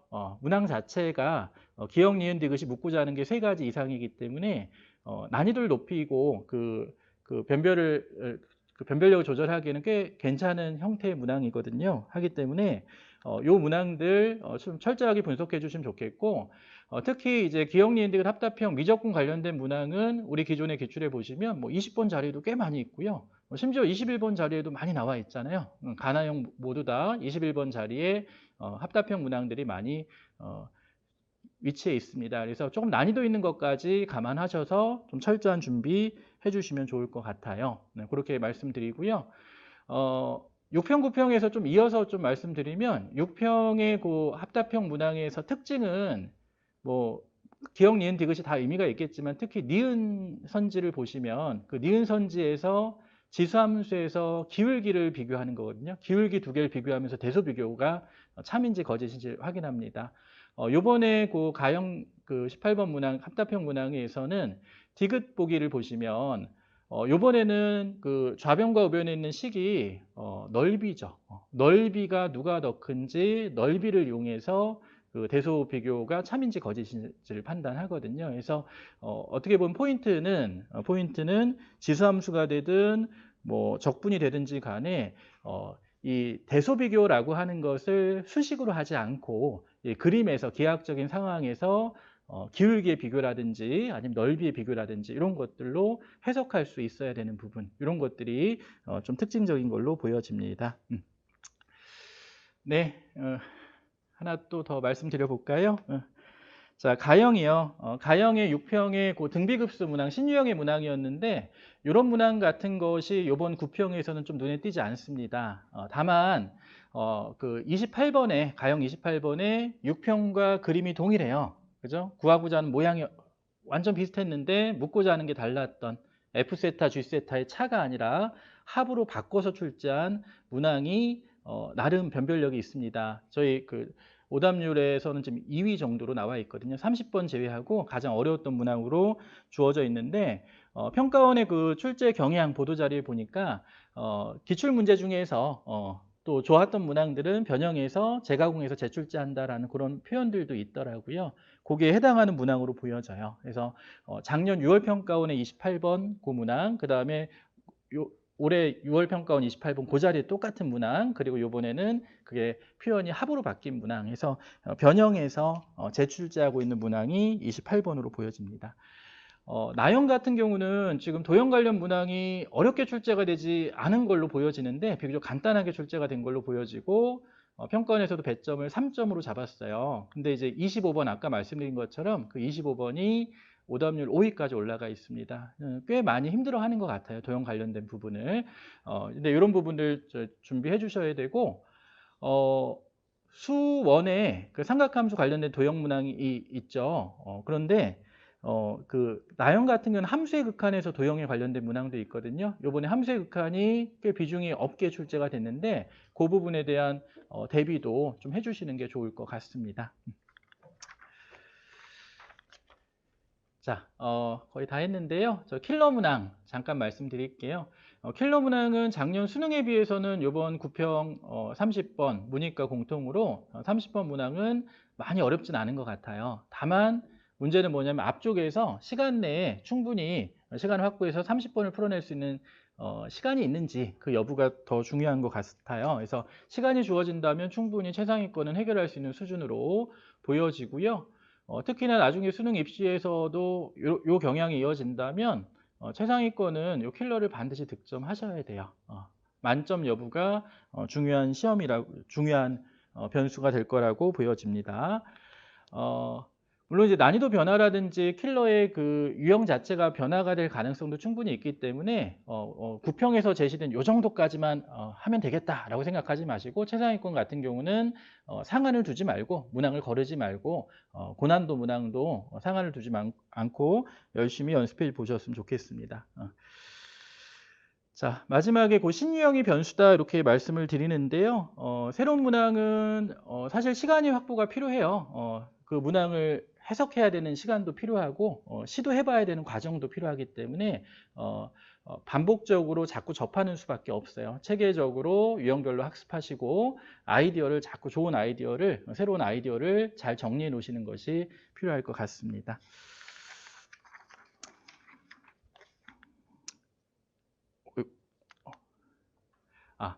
저기 그 30번 문항 표가 잠깐 있는데요. 30번 문항이 6평, 9평, 올해 6평, 9평에서 다 미분에서만 출제가 되는 게 또 하나의 또 특징으로 보여져요. 그래서 교차해서 6평에서는 가형이 미분 가능성, 나형이 미분 활용. 9평에서는 나형이 미분 가능성, 가형이 미분 활용 이렇게 주어져 있는데 적분 파트가 얘도 마찬가지로 킬러까지 오지는 않았어요. 그것도 뭐 배려인지 아닌지 모르겠지만 그 미분만 연습하지 마시고 적분에 대한 충분한 심화 문항에 대한 대비라든지 아니면 미적분 결합형 문항들 이런 것들을 좀 충분히 연습해 주셨으면 좋겠습니다. 자, 좀 마무리할게요. 평가원 시험이 그 본인의 위치와 학습 상태를 확인하는 시험으로서 의미가 가장 큽니다. 잘 분석하셔서 경향에 맞는 이후에 그 학습 계획을 잘 준비해 주시면 좋겠고요. 내가 이번 그 시험에서 약점이 드러났어요. 근데 그 약점을 보완하기 위해서 내가 거기에 올인하는 거는 또 좋은 학습의 자세는 아닌 것 같습니다. 기존의 학습량을 좀 균형 있게 유지를 해주셔야 돼요. 잠깐 소홀히 하면 그게 또 큰 이제 발목을 잡습니다. 하기 때문에 기존의 학습량은 잘 유지하시면서 부족한 과목의 학습량을 억지로 끌어올려야 되거든요. 참 어려운 얘기지만 자투리 시간을 좀 잘 활용하셔서 이런 것들 준비해 주시면 좋겠고요. 그 다음에 공부는 많이 했는데 점수가 안 나와요 하시는 분들이 있어요. 그래서 이 실력이 내 공부의 학습량이 점수로 이어지도록 하는 것도 좀 마지막 시기엔 좀 필요하거든요. 실전 시험들 있죠. 뭐 실무도 좋고 학원의 컨텐츠도 좋고 자 이런 부분들이 자꾸 병행해서 연습이 돼야 돼요. 근데 다만 컨텐츠를 활용하실 때 이 컨텐츠가 학습을 위한 도구인 건지 아니면 내가 위치를 확인하기 위한 어떤 평가 도구로서 시험인 건지 이런 것들 좀 명확하게 구별하시고 문항을 푸셨으면 좋겠어요. 그래서 그런 부분들이 좀 정확하게 분리가 돼야 효과를 볼 수 있을 거라고 보여지고요. 마지막으로 마지막 PPT입니다. 요 각 카테고리라고 적혀 있는데요. 우리가 수학 같은 경우는 좀 너무 어렵게 생각하시는 분들이 개념이 있고 유형이 있고 그 다음에 심화가 있고 킬러가 있다 이렇게 단계별 학습을 항상 따라가는 경향이 많이 있는데요. 지금 이제 남은 시기에는 요 카테고리를 그 단계별로 따라가는 것보다는 순서에 얽매이지 말고 본인의 그 문항에 필요한 거에 따라서 내가 만약에 킬러 한 문항을 풀었다. 그럼 그 킬러에 필요한 2가지, 3가지, 4가지 조건이 있고 그거에 맞는 개념들이 있을 거거든요. 그래서 개념 정리에 킬러 문항을 활용하셔도 좋을 것 같고 또 반대로 여러 유형들을 그냥 단순한 중킬러 문항을 연습하다가 보더라도 그것들이 합쳐서 새로운 형태의 킬러가 될 수도 있습니다. 하기 때문에 좀 유연하게 학습하시길 좀 권해드릴게요. 자, 그 다음에 요평, 부평 잘 분석하시는 게 중요하고 그 다음에 이후에 낯선 문항, 변형 문항들도 다양한 컨텐츠가 구평 이후에 나오잖아요. 그런 것들도 충분히 연습해 주시면 좋겠습니다. 자, 또 하나 좀 조심할 게 킬러만 또 연습하시는 분들이 있어요. 2점짜리, 3점짜리 틀리지 않도록 이 남은 시기에는 좀 빈틈없이 빠짐없이 골고루 공부하시는 게 또 필요하거든요. 하기 때문에 2점짜리, 3점짜리도 빼놓지 말고 꾸준하게 좀 푸셨으면 좋겠고요. 그 다음에 하나 또 시간을 우리 수학은 100분인데요. 100분을 다 쓰시는 것도 좋지만 낯선 상황에 좀 대비하기 위해서는 시험을 보실 때 시간에 좀 제한을 두시는 게 어떨까 싶어요. 90%, 90분만 가지고 내가 해본다든지 80%, 80분 가지고 해본다든지 해서 시간을 조금 타이트하게 운영하셔서 좀 유연하게 대처하기 위한 좀 절대 시간을 좀 확보하시는 거 이런 것들도 필요할 거라고 보여집니다. 마지막 한 줄이네요. 방대한 내용들이 많죠. 학습 많이 하시니까요. 그분들을 마지막에 조금 머릿속에 각인하고 수능장에 가셔야 되니까 좀 정리하는 습관 필요하지 않을까 싶습니다. 하기 때문에 노트 정리 꼭 강조드리겠습니다. 네, 수학 분석 여기까지 하겠습니다. 감사합니다.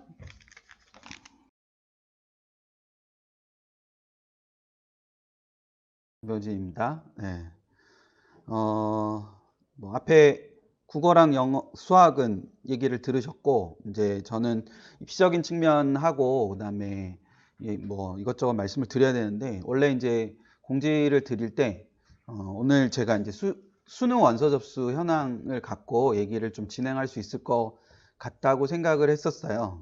근데 생각을 해보니, 금요일 날이 마감이었거든요. 어제가 마감이었어요. 근데 어제가 마감이었는데, 어제 보도자료가 안 나오죠. 그러니까 어제 보도자료가 안 나와서, 오늘 그 수능 접수 인원, 그러니까 응시 인원도 다른 문제니까, 접수 인원 가지고 얘기하기는 조금 어려울 것 같고, 대신에 이제 6월, 9월에 그 접수 인원을 가지고 뭔가를 좀 얘기할 수 있는 부분이 있지 않을까라는 생각이 듭니다. 자, 원장님이 오늘 말이 좀 되는 것 같아요. 최근에 본 원장님 중에 제일 말이 좀 된 것 같은데, 구독과 좋아요. 저도 한번 자, 한번 해볼까요? 수시 지원부터 먼저 이제 정리하고, 요거 얘기하고 조금 얘기를 진행하도록 하겠습니다. 수시 지원은 이제 마지막 남아있는 단계에서 해야 되는 것들이 좀 있을 텐데, 가장 우선적으로는 마감 날짜와 마감 시간을 체크하시는 걸 꼭 해야 됩니다. 마감 날짜와 마감 시간을 체크하시는 걸 꼭 해야 되고, 올해는 요거보다 조금 더 중요한 변수가 하나 생겼어요. 요거보다 조금 중요한 변수는 대학별고사 실시일이 변화가 되는 부분이 있죠. 그래서 대학별고사가 면접이나 논술의 시간의 변화가 좀 있기 때문에 그 실시일들의 변화, 그러니까 뭐 하루 보던 대학이 이틀 보는 대학으로 바뀌고, 그 다음에 이제 이틀 보는 대학이 3일 보는 대학으로 바뀌기도 하고, 뭐 이런 부분이 있어가지고, 그 부분들을 좀 생각을 해둘 필요가 있습니다. 그래서 그 내용들 연대, 고대, 이대, 경희대, 서울시립대 같은 경우는 이제 날짜가 변동됐기 때문에 그 변경된 날짜들을 잘 확인할 필요가 있는 거죠. 뭐 예를 들면 뭐 대표적으로 연대가 수능 이후로 옮겨갔지만 이게 좋네요. 제가 크게 안 나오니까. 연대가 이제 수능 이후로 논술이 옮겨갔죠. 그래서 그것 때문에 결과적으로 좀 뭔가가 만들어지는 부분이 있을 수도 있잖아요. 그렇죠? 근데 그게 워낙 많은 경우의 수를 가지고 있기 때문에 일률적으로 어떻다라고 말하기는 어렵죠. 근데 이제 뭐 고대 계열적합형도 이제 이틀로 늘어났고, 그다음에 이대도 논술을 하루 보던 거를 이제 이틀 보는 걸로 바꿨죠. 물론 이제 중대랑 겹치진 않지만, 그리고 경희대 같은 경우에 이제 의치 계열이 월요일로 옮겨갔기 때문에 연대랑 겹치진 않아요. 연대는 월요일날 인문을 보기 때문에. 그러니까 그런 부분들의 변화들이 좀 생겨서 서울시립대는 수능 이전의 논술이긴 하지만 결과적으로 조금 이제 이런 부분들이 좀 있어서 이것도 좀 체크를 하고 최종적으로 원서를 쓸 때 조금 봐야 되는 부분이 있을 거다. 뭐 이 부분 하나 생각하시면 될 것 같고, 많은 친구들이 이제 자기소개서를 쓰게 되는데 자기소개서는 뭐 한 장을 쓰든 뭐 하나를 쓰든 아니면 뭐 6개를 다 쓰든 자기소개서를 쓰게 되죠. 근데 자기소개서를 쓰게 되는데 자기소개서를 쓰는 데 있어서 좀 주의 깊게 봐야 되는 마지막 점검 포인트가 저는 이제 저 3가지 지원학과별 인재상 검토가 되어 있는지, 그러니까 지원학과별 인재상 검토라는 것이 대학에 따라서 뭐 그 지원학과가 좀 다른 친구들도 있을 수 있고 아니면 그냥 모든 대학을 다 똑같은 과로 쓰는 친구들도 있을 수 있는데 그 똑같은 과로 쓸 때에 기본적으로 가지고 있는 특성, 그러니까 그 학과의 속성을 중심으로 생각하는 것이 좀 중요하다. 그러니까 어떤 활동만을 가지고 생각하는 것이 아니라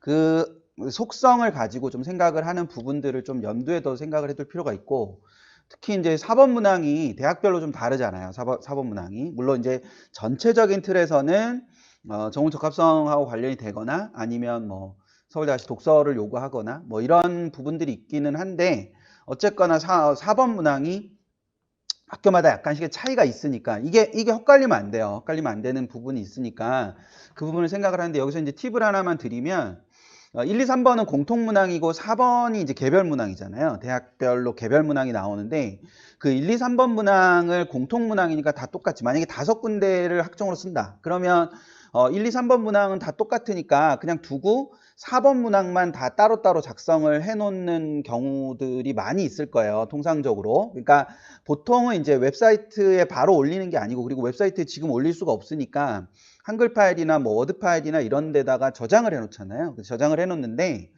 이거를 1, 2, 3번은 다 똑같이 해놓고 4번만 이렇게 5개가 있는 경우가 있죠. 그러면 아주 드물긴 하지만 나중에 입력을 할 때 갖다가 이제 복사해서 붙여넣기를 할 때 이게 조금 오류가 생길 때가 있어요. 그러니까 대학별로 오류가 생겨서, 그러니까 막 급하다 보면은 4번 문항을 순서대로 이렇게 해놨는데 대학별로 갖다가 잘못 붙이는 경우가 생긴다는 거죠. 그래서 1, 2, 3번 앞에서 복사해서 붙여서 넣다가 4번을 갖다 넣었는데 4번이 이렇게 5개가 이렇게 순차적으로 있을 거 아니에요. 근데 이게 몇 번째가 몇 번째 대학이다 이렇게 딱 연결이 돼 있어야 되는데 그렇지가 않은 경우가 되게 많기 때문에 이거를 저장을 해 놓을 때, 그러니까 파일에다가 저장을 해 놓을 때 대학별로 파일을 따로 놓는 게 좋아요. 그래서 1, 2, 3번도 다 앞단에 있고 그 다음에 4번도 따로 있는 이런 형태가 되는 게 좋기 때문에 그것도 아주 작은 거지만 그런 부분들도 조금 생각을 해서 저장을 좀 해두면 좋을 것 같고, 그리고 요거를 꼭 한번 해봤으면 좋겠는데 아마 이제 다음 주 수요일부터 원서 접수를 하잖아요. 그렇죠? 그래서 다음 주 수요일부터 원서 접수를 하게 되면 그 수요일 전에, 그 다음 주 수요일 전에 하루나 이틀 정도, 그러니까 월화 뭐 요 정도, 아니면 화수 뭐 요 정도는 자기소개서를 묵혀두는 게 필요해요. 그러니까 예를 들어서 월요일까지 자기소개서를 이제 다 쓰고 다 쓴 다음에 하루나 이틀 정도, 화요일이나 수요일 정도를 자기소개서를 묵혀서 절대 보지 않는 거예요. 그리고 목요일쯤에 자기소개서를 다시 읽어보는 겁니다. 그러니까 기억 속에서 자기소개서를 좀 잊게 한 다음에 다시 한번 읽어보면 새로운 시각으로 볼 수 있거든요. 그렇게 새로운 시각으로 보다 보면 뭔가 좀 안 읽히는 게 있을 거고, 이건 무슨 말이지 이런 것도 있을 거고, 요건 좀 빼야 되겠는데 이런 것도 있을 거고, 뭐 이렇게 수정할 것들이 보일 거예요. 그래서 하루나 이틀 정도의 여백을 반드시 둬야 된다. 그걸 두면은 결과적으로 조금 더 좋은 자기소개서를 마지막에 뭐 좋다기보다는 후회가 없다? 후회가 없는 자기소개서를 제출할 수 있으니 그 부분도 좀 생각을 하면서 하루나 이틀 정도를 좀 묵혀두는 거, 그 부분을 좀 생각을 해두시면 좋지 않을까라는 생각이 듭니다. 그래서 그거 하나 염두에 둬서 생각을 해두시면 될 것 같고요. 그리고 마지막으로는 이제 나의 마지막 지원선이 어디인가를 한 번 더 점검을 해보는 거를 해두면 좋지 않을까? 마지막 지원선이 나는 어디를 마지막 지원선으로 잡고 어디를 최종선으로 둬서 지금 해뒀는가, 이 부분을 생각을 하는데, 그럼 마지막 지원선을 잡으려면 나의 수능 경쟁력이 있고 그 수능 경쟁력보다 아래거나 수능 경쟁력과 비슷하거나, 그러니까 내가 수능 경쟁력이 여기 있으면 이 수능 경쟁력보다 과 같은 위치에서 마지막 마지노선을 잡는다든지, 아니면 여기 아래에서 마지막 지원선을 잡아야 될 텐데, 그럼 그렇게 잡을 수 있으려면 이 기본적으로 수능 경쟁력 자체를 결정해야 되잖아요. 근데 그때 수능 경쟁력은 9월이 아니고 추위에 있는 겁니다. 추위. 예, 그러니까 6월과 9월 사이의 추위, 아니면 뭐 6월부터 9월까지의 추위, 또는 3월 학력평가부터 쭉 9월 모의평가까지 쭉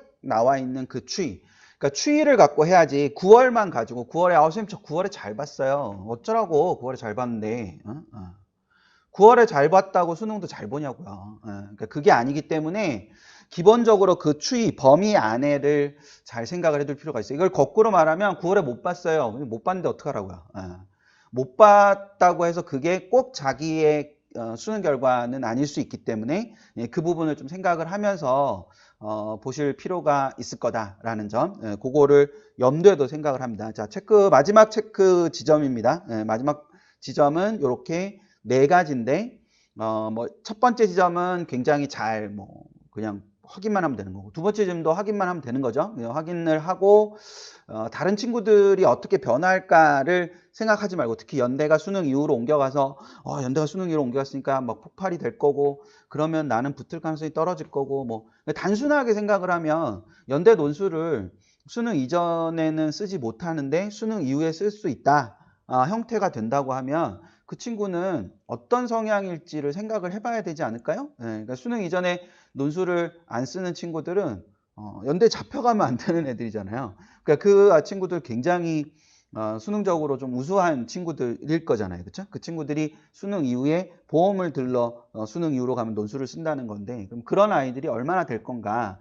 그게 대세에 어떤 굉장한 영향을 줄 건가? 뭐 이런 부분들까지도 생각을 해볼 필요가 있고, 그걸 생각하다 보면 결론으로 뭐가 되냐? 나는 내 갈 길을 간다. 이렇게 될 거예요. 그러니까 그런 부분들에 너무 신경 쓰지 말고 내가 점검을 하고 있느냐 그렇지 않느냐만 잘 판단을 해서 보면 될 것 같고, 자기소개서는 거듭 부탁드리지만 반드시 최소 하루 이상 묵혀두는 시간이 필요하다. 묵혀두는 시간이 필요해서 잠깐 벗어났다가 다시 보는 그 부분을 좀 생각을 하고 보셨으면 좋겠다는 생각이 듭니다. 자, 앞에서 제가 말씀드렸던 것처럼 6월, 9월 이게 PT가 여기 있으니까 되게 어색하네요. 혼자서 할 때는 그냥 앉아서 내가 PT를 막 넘기고 이렇게 하면서 할 때는 좀 몰랐는데, 왠지 여기에 PT가 있어야 될 것 같은 느낌?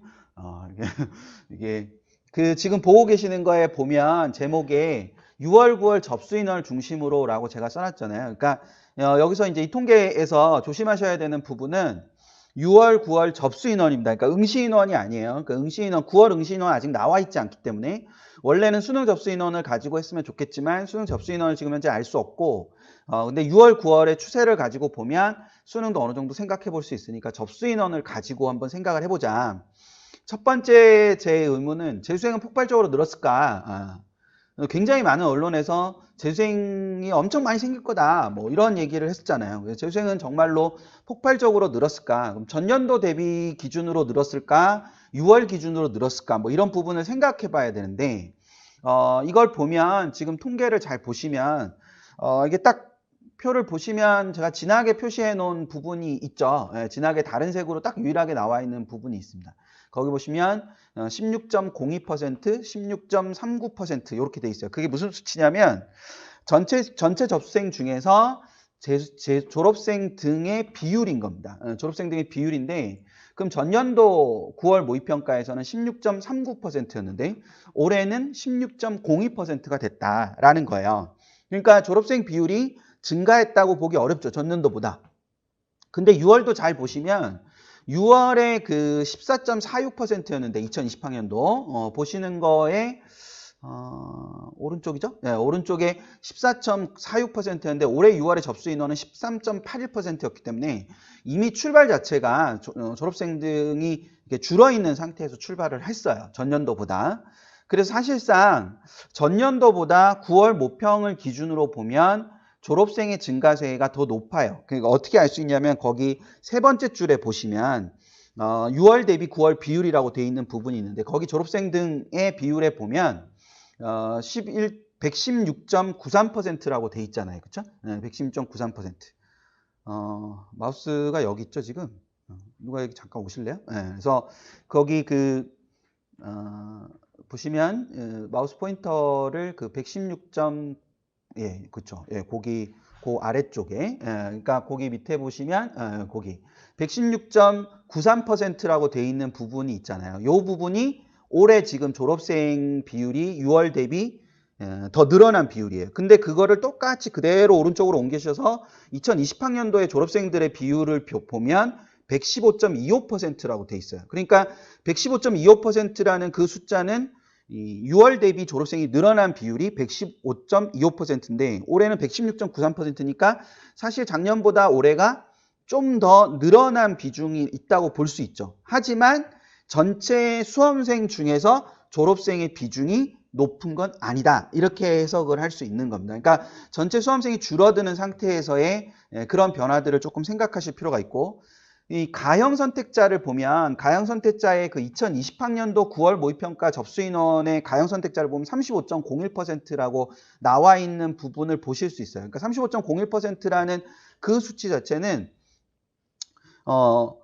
이 과탐 수험생이 45.33%가 접수가 돼 있을 때 오른쪽 끝에 보시면 45.33%일 때 근데 올해 9월 모평의 접수 인원의 과탐은 44.57%가 돼요. 44.57%가 되니까 과탐 수험생은 좀 비율이 줄어든 거잖아요. 근데 역으로 수학과는 왼쪽으로 옮겨가시면 수학과는 36.53%가 돼버린다는 거죠. 그러니까 수학과를 선택하는 인원들은 상대적으로 비중이 좀 더 높아졌다. 이렇게 얘기를 할 수 있는 겁니다. 그러니까 이게 숫자가 나오는 부분에서 조금 어렵긴 한데 그러면 결과적으로 두 가지의 결론을 낼 수 있어요. 그러니까 두 가지의 결론을 결과적으로 낼 수 있는데 졸업생의 비율이 조금 더 증가한 부분이 얼마큼이 될 거냐. 그래서 월요일 날 통계가 나올 텐데 그 접수 인원을 체크할 때 접수 인원이 나올 때 그 체크 포인트는 졸업생의 비율의 증가폭이 얼마나 되느냐. 그리고 또 하나는 수학과 선택자의 비율이 어느 정도 될 거냐라는 거를 조금 체크를 해보실 필요가 있어요. 이거를 체크하면 뭐 하냐. 그거는 그냥 마음의 준비를 하는 겁니다. 그냥 딴 거 없고 그냥 마음의 준비를 하는 거예요. 가의 선택자의 비율이 증가했다. 그러면 좀 안심을 하고 가형 선택자들은 안심을 좀 하고 나형 선택자들은 열심히 해야 되겠구나.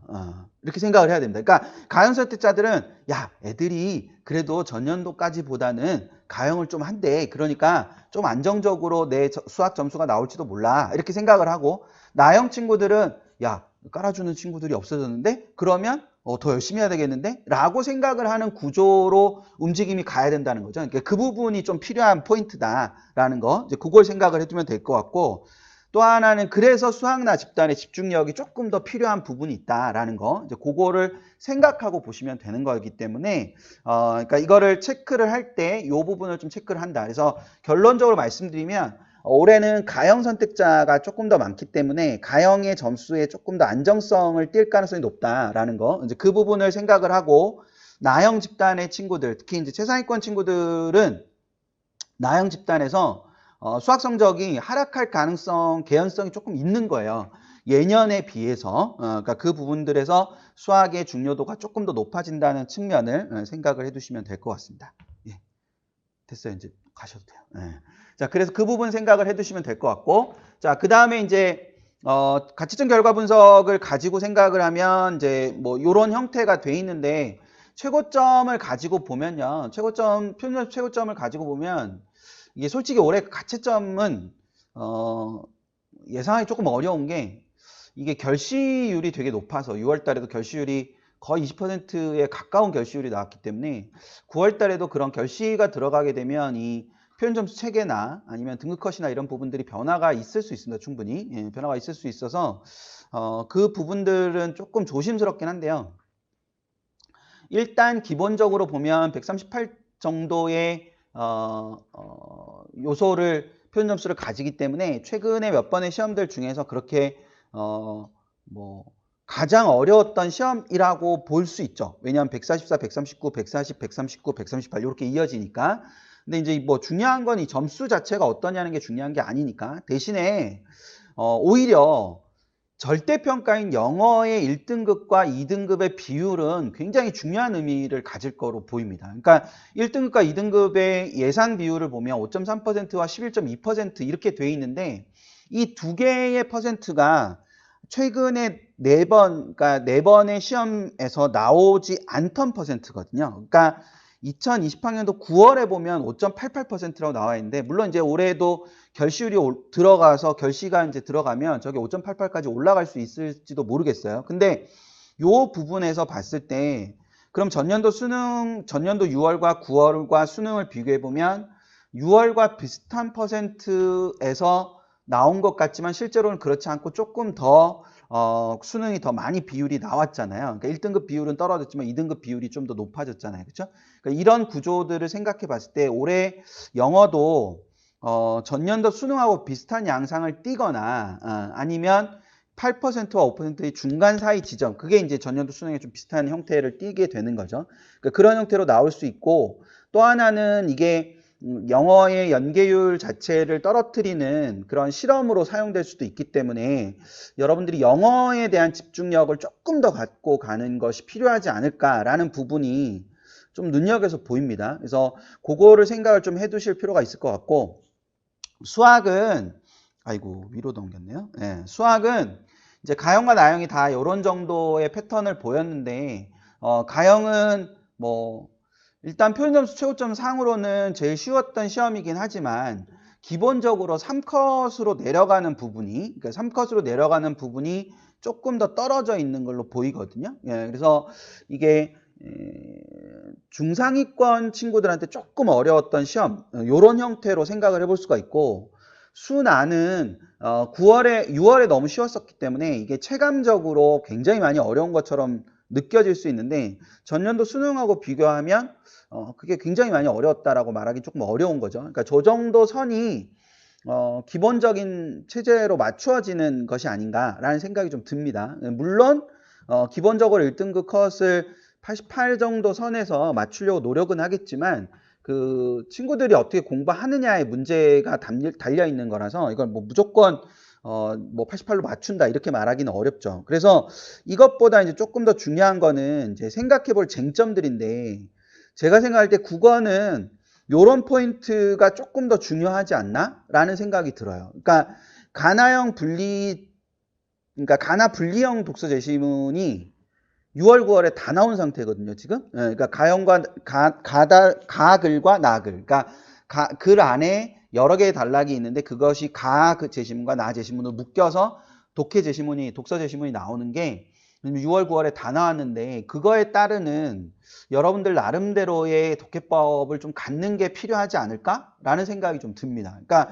이거를 뭐 예를 들면 뭐 중심어를 중심으로 나는 독해를 하겠어. 아니면 이제 공통적인 차이점을 찾겠어. 뭐 이런 식의 그 부분들이 하나가 필요하고, 앞에 함정 선생님께서도 말씀하셨지만 최근에 전반적인 흐름 중에 하나가 문법에서 보기를 통해서 문제를 풀 수 있는 것들이 굉장히 많았었던 예전의 패턴에서 최근에 한 2, 3년 동안은 계속해서 문법 지식을 갖고 있어야만 풀 수 있는 뭐 이런 문항들이 비중이 조금 더 높아지는, 그러니까 이번에 15번처럼 그런 것들이 조금 더 많아지고 있는 패턴이라서 그 패턴을 좀 생각을 하면 문법 지식의 완성도를 여러분이 점검하는 것이 조금 더 필요한 포인트가 아닐까? 그래서 이것이 어떤 의미에서는 좀 승부의, 그러니까 점수를 결정하는 두 가지의 포인트가 국어가 될 수 있지 않을까라는 생각이 하나 들고요.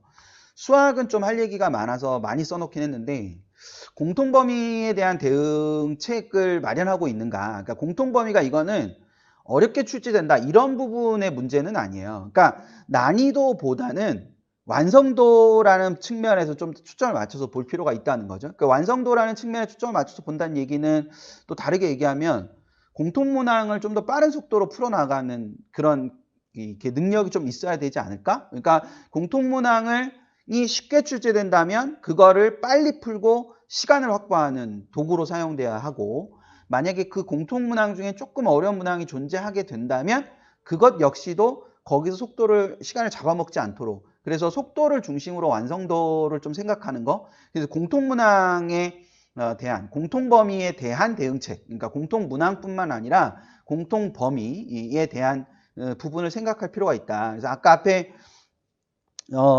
들으셨겠지만 이 기본적으로 지금 비공통 범위에서, 그러니까 뭐 수투와 미적이 되겠죠. 예, 수투와 미적에서 나형의 수투와 가형의 미적에서 둘 다 12문제가 나왔거든요. 그러니까 총 30문항 중에서 각각 12문항씩이 나왔어요. 그러니까 공통 범위 내에서 둘 다 18문항이 나왔는데 그 각각 수원과 뭐 확통해서 나온 문항 수는 다르지만 비공통 범위 내에서 12문항씩이 나왔기 때문에 기본적으로 이 앞단에서 그 공통 범위 내에서 빠르게 문제를 해결하는 부분이 좀 필요한 요소가 있다라는 측면을 생각을 했을 때 완성도라는 부분에서의 좀 더 초점을 맞추면서 속도를 높일 수 있는 방법을 생각을 하되, 아까 이제 말씀하셨지만 반대편의 비공통문항을 체크하는, 점검하는 거를 꼭 하실 필요가 있다. 그러니까 가형 집단은 나형 시험지, 나형 집단은 가형 시험지에 있는 비공통문항을 완전하게 할 수 있도록 연습을 하는 것이 좀 필요하다. 근데 그 부분을 생각을 하고, 저는 킬러와 준킬러라는 말이 이제는 의미가 없는 것 같다는 생각이 듭니다. 그러니까 이게 준킬러가 자꾸 어려워진다 이렇게 얘기를 하는데, 그럼 준킬러가 아닌 거잖아. 그리고 킬러가 쉬워진다 그러면 킬러가 아닌 거잖아요. 그러니까 이게 준킬러와 킬러의 그런 어떤 부분을 나누는 것 자체가 최상위권에게 맞는 것인가? 뭐 이런 생각이 좀 들어요. 그래서 오히려 그 뭐 킬러 세 문항을 따로 분류하던 그런 게 아니라 5문항에서 6문항 정도를 완벽하게 풀 수 있는 목표를 가지고 공부하는 게 기본적으로 최상위권이 가져야 되는 자세가 아닌가. 나머지 24문항에서 25문항은 굉장히 빠르게 풀고 나머지 5문항 정도를 뭔가 좀 완전을 기해서 풀 수 있도록 준비를 하는 것이 초점이 아닐까라는 생각이 좀 든다는 거죠. 예, 그 부분을 좀 생각하실 필요가 있어서 그걸 염두에 두시되, 가형은 실수를 줄이는 게 굉장히 중요하고요. 나형은 저는 격차를 만드는 것이 필요하다고 생각합니다. 그러니까 이것은 1컷의 차이에서도 나타나는 거고, 그러니까 가형 집단에서의 실수가 치명적이고 나형 집단에서 격차를 버리지 못하는 것, 즉 원점수 기준으로 96을 맞지 못하는 것, 92를 맞지 못하는 것은 굉장히 큰 타격일 수 있다. 그러니까 88이나 84의 모든 아이들이 집중될 때 92와 96을 맞는 것이 나형 집단에서 굉장히 중요한 포인트가 될 것이고, 가형은 92를 받지 않는 것이 굉장히 중요한 포인트죠. 그러니까 92를 받지 않는다는 것이 결과적으로 실수 줄이는 부분하고 관련이 되는 거니까 그런 형태를 연관적으로 생각을 해둘 필요가 있을 거고, 영어는 이게 학습의 우선순위를 잡으라는 게 아니고요. 그러니까 영어 공부를 하라 그랬을 때 영어를 우선순위에 두라는 뜻이 아니고 제발 학습을 하라는 거예요. 그러니까 제발 공부를 하라고, 공부를. 그러니까 영어를 우선순위로 두고 공부를 하라는 뜻이 아니고, 그러니까 우선순위가 다른 것들이 많이 있죠. 근데 영어를 제발 공부를 좀 하는 구조가 되는 게 필요할 것 같고, 올해만큼은 연계도 되게 중요하지만 기본에 충실한 게 굉장히 필요할 것 같은 느낌입니다. 그래서 연계보다는, 그러니까 연계보다는이라는 표현보다는 연계와 더불어서 기본에 충실할 수 있는 그런 학습을 조금 하는 게 필요할 것 같고요. 사탐이 올해 되게 놀라운 것 중에 하나는 사탐이 이런 일이 있어요. 올해 50점 1컷이 지금 예상인데 한국지리밖에 없어요. 9평에서. 6월에도 보면 윤리화 사상이랑 세계사밖에 51컷이 아니거든요. 이게 가탐 친구들은 무슨 얘기인가 뭐 이럴 텐데 원래 사탐이 51컷인 과목들이 많아요. 전년도 수능에도 51컷인 과목이 뭐 4과목, 5과목 해마다 4과목, 5과목이 51컷인 과목들이 나오는데 그럼 모의평가 같은 거 보면 막 대여섯 과목이 51컷이에요. 근데 올해는 지금 6월 달에도 윤사랑 세계사가 2과목이었고 그리고 9월 달에도 한지만 지금 51컷이에요. 이게 평가원이 감을 잡은 거였으면 진짜 좋겠는데 여러분이 공부를 안 한 거면 심각한 거죠. 그렇죠?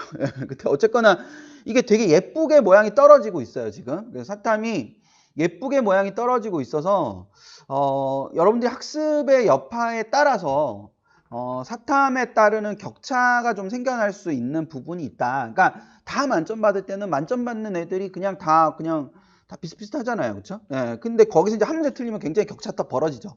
근데 지금 요런 상태라면 만점 받은 애들이 있고 그다음에 또 그다음 하나 틀린 애들이 있고 요런 상태가 돼서 요게 변별로서의 역할을 하는 것이 될 수 있으니까 그러니까 51컷이 많으면 하나 틀리면 그냥 끝인 거고 근데 지금 상태에서는 이게 하나와 다 맞는 부분의 격차가 뭔가가 생길 수 있는 부분이라서 요 부분을 조금 생각할 필요가 있을 것 같고 지구과학이 뭐 난이도를 잡았나? 뭐 이렇게 생각할 수도 있어요. 9평을 보고 그러니까 6평하고 많이 차이가 났었잖아요. 근데 난이도를 잡았다고 해서 여러분이 달라질 게 뭐가 있냐라고 생각하면 여러분이 달라질 건 없잖아. 그냥 열심히 공부를 해야 되는 거니까. 근데 지구과학 1은 여전히 뜨거운 감자죠. 그래서 여전히 어느 일정 정도의 난이도 이상으로 출제될 가능성이 높기 때문에 그 부분을 생각을 하면서 경계를 늦추지 않은 것이 필요할 것이다 라는 거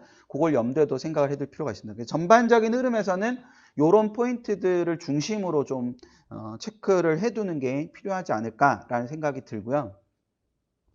당연히 이제 이렇게 전체적으로 지금 남아있는 날짜들이 있는 거예요. 그러니까 9월 21일이 다음 주 월요일이죠. 다음 주 월요일부터 11주가 남아있는데 그 오늘하고 내일도 그렇고 다음 주 내내도 그렇고 수시원서 쓰면서 솔직히 말해서 수시원서 쓰면서 여러분 할 일 별로 없잖아요. 냉정하게 말하면 뭐 할 건데 맨날 경쟁률 보고 앉아있을래? 1시간 발표도 안 해주는 경쟁률?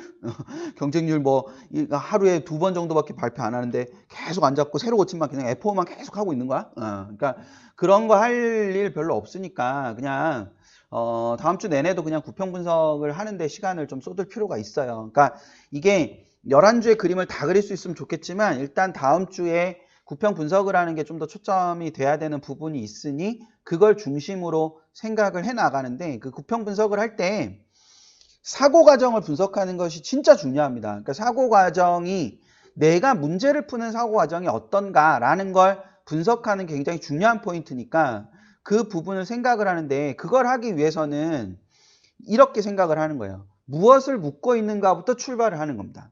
그러니까 이거를 거치면 여러분의 직감이 직관이 되거든요. 이거 얼굴 보고 해야 이거는 좀 알아듣는데 이게 그냥 들으면 잘 모를 것 같은데 그러니까 직감이라는 게 있고 직관이라는 게 있는데 이 두 개가 달라요 서로 근데 직관이라는 건 굉장히 논리적인 거고요 직감은 그냥 감이에요 그거는 언제든지 사라질 수 있는 거예요 근데 직관이라는 건 사라지지 않는 거예요 그래서 왜 그런 거 있잖아 여러분들이 신학기가 돼가지고 새로운 선생님을 딱 만나는데 그 선생님을 딱 보면 저 사람은 여기까지 개겨도 되겠다. 저 사람은 야, 숨도 못 쉬겠는데 막 이런 거 있잖아. 그게 여러분의 직관이야. 12년 동안 학교를 다닌 여러분들의 직관. 그게 논리적인 훈련 과정을 통해서 형성된 거거든.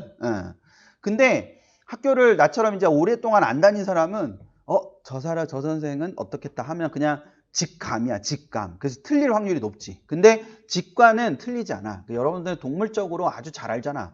그래서 저 선생은 어디까지 하면 객이면 되고, 아, 여기까지를 넘으면 안 된다. 그런 걸 기가 막히게 알잖아요. 그쵸? 그래서, 자야 되는 선생님과 자면 안 되는 선생님도 잘 알잖아. 그러니까 그런 게 직관인데, 그거는 경험을 통해서 만들어지는 거고, 그 경험을 여러분도 모르게 분석을 했기 때문에 되는 거예요. 그러니까 수능 시험을 보기 위해서 여러분이 그런 걸 분석하는 게 굉장히 중요한 포인트인데, 그걸 하기 위해서 제일 먼저 해야 되는 건 구평 분석을 할 때 맞고 틀리고 이런 거 하는 게 아니고, 여러분 최상위권이라며. 맞고 틀리고 이런 거 하는 거 아니고, 틀린 게 없어야 최상위권이지. 틀린 거 찾고 있으면 어떡해. 그러니까 그게 아니고, 다 맞힌 문제를 무엇을 묻고 있는가를 보는 거야. 무엇을 묻고 있는가를 봐야 돼. 그게 되게 중요해. 그래서 무엇을 묻고 있는가를 본 다음에 그럼 뭘 갖고 와서 이 문제를 풀었어야 되나를 해보는 거야. 여러분 스스로. 아, 요거는 미적에 뭘 묻고 있네? 그러면 뭘 갖고 왔어야지? 어떤 이론을 갖고 왔어야지? 어떤 공식을 갖고 왔어야지? 이걸 갖고 왔어야 돼.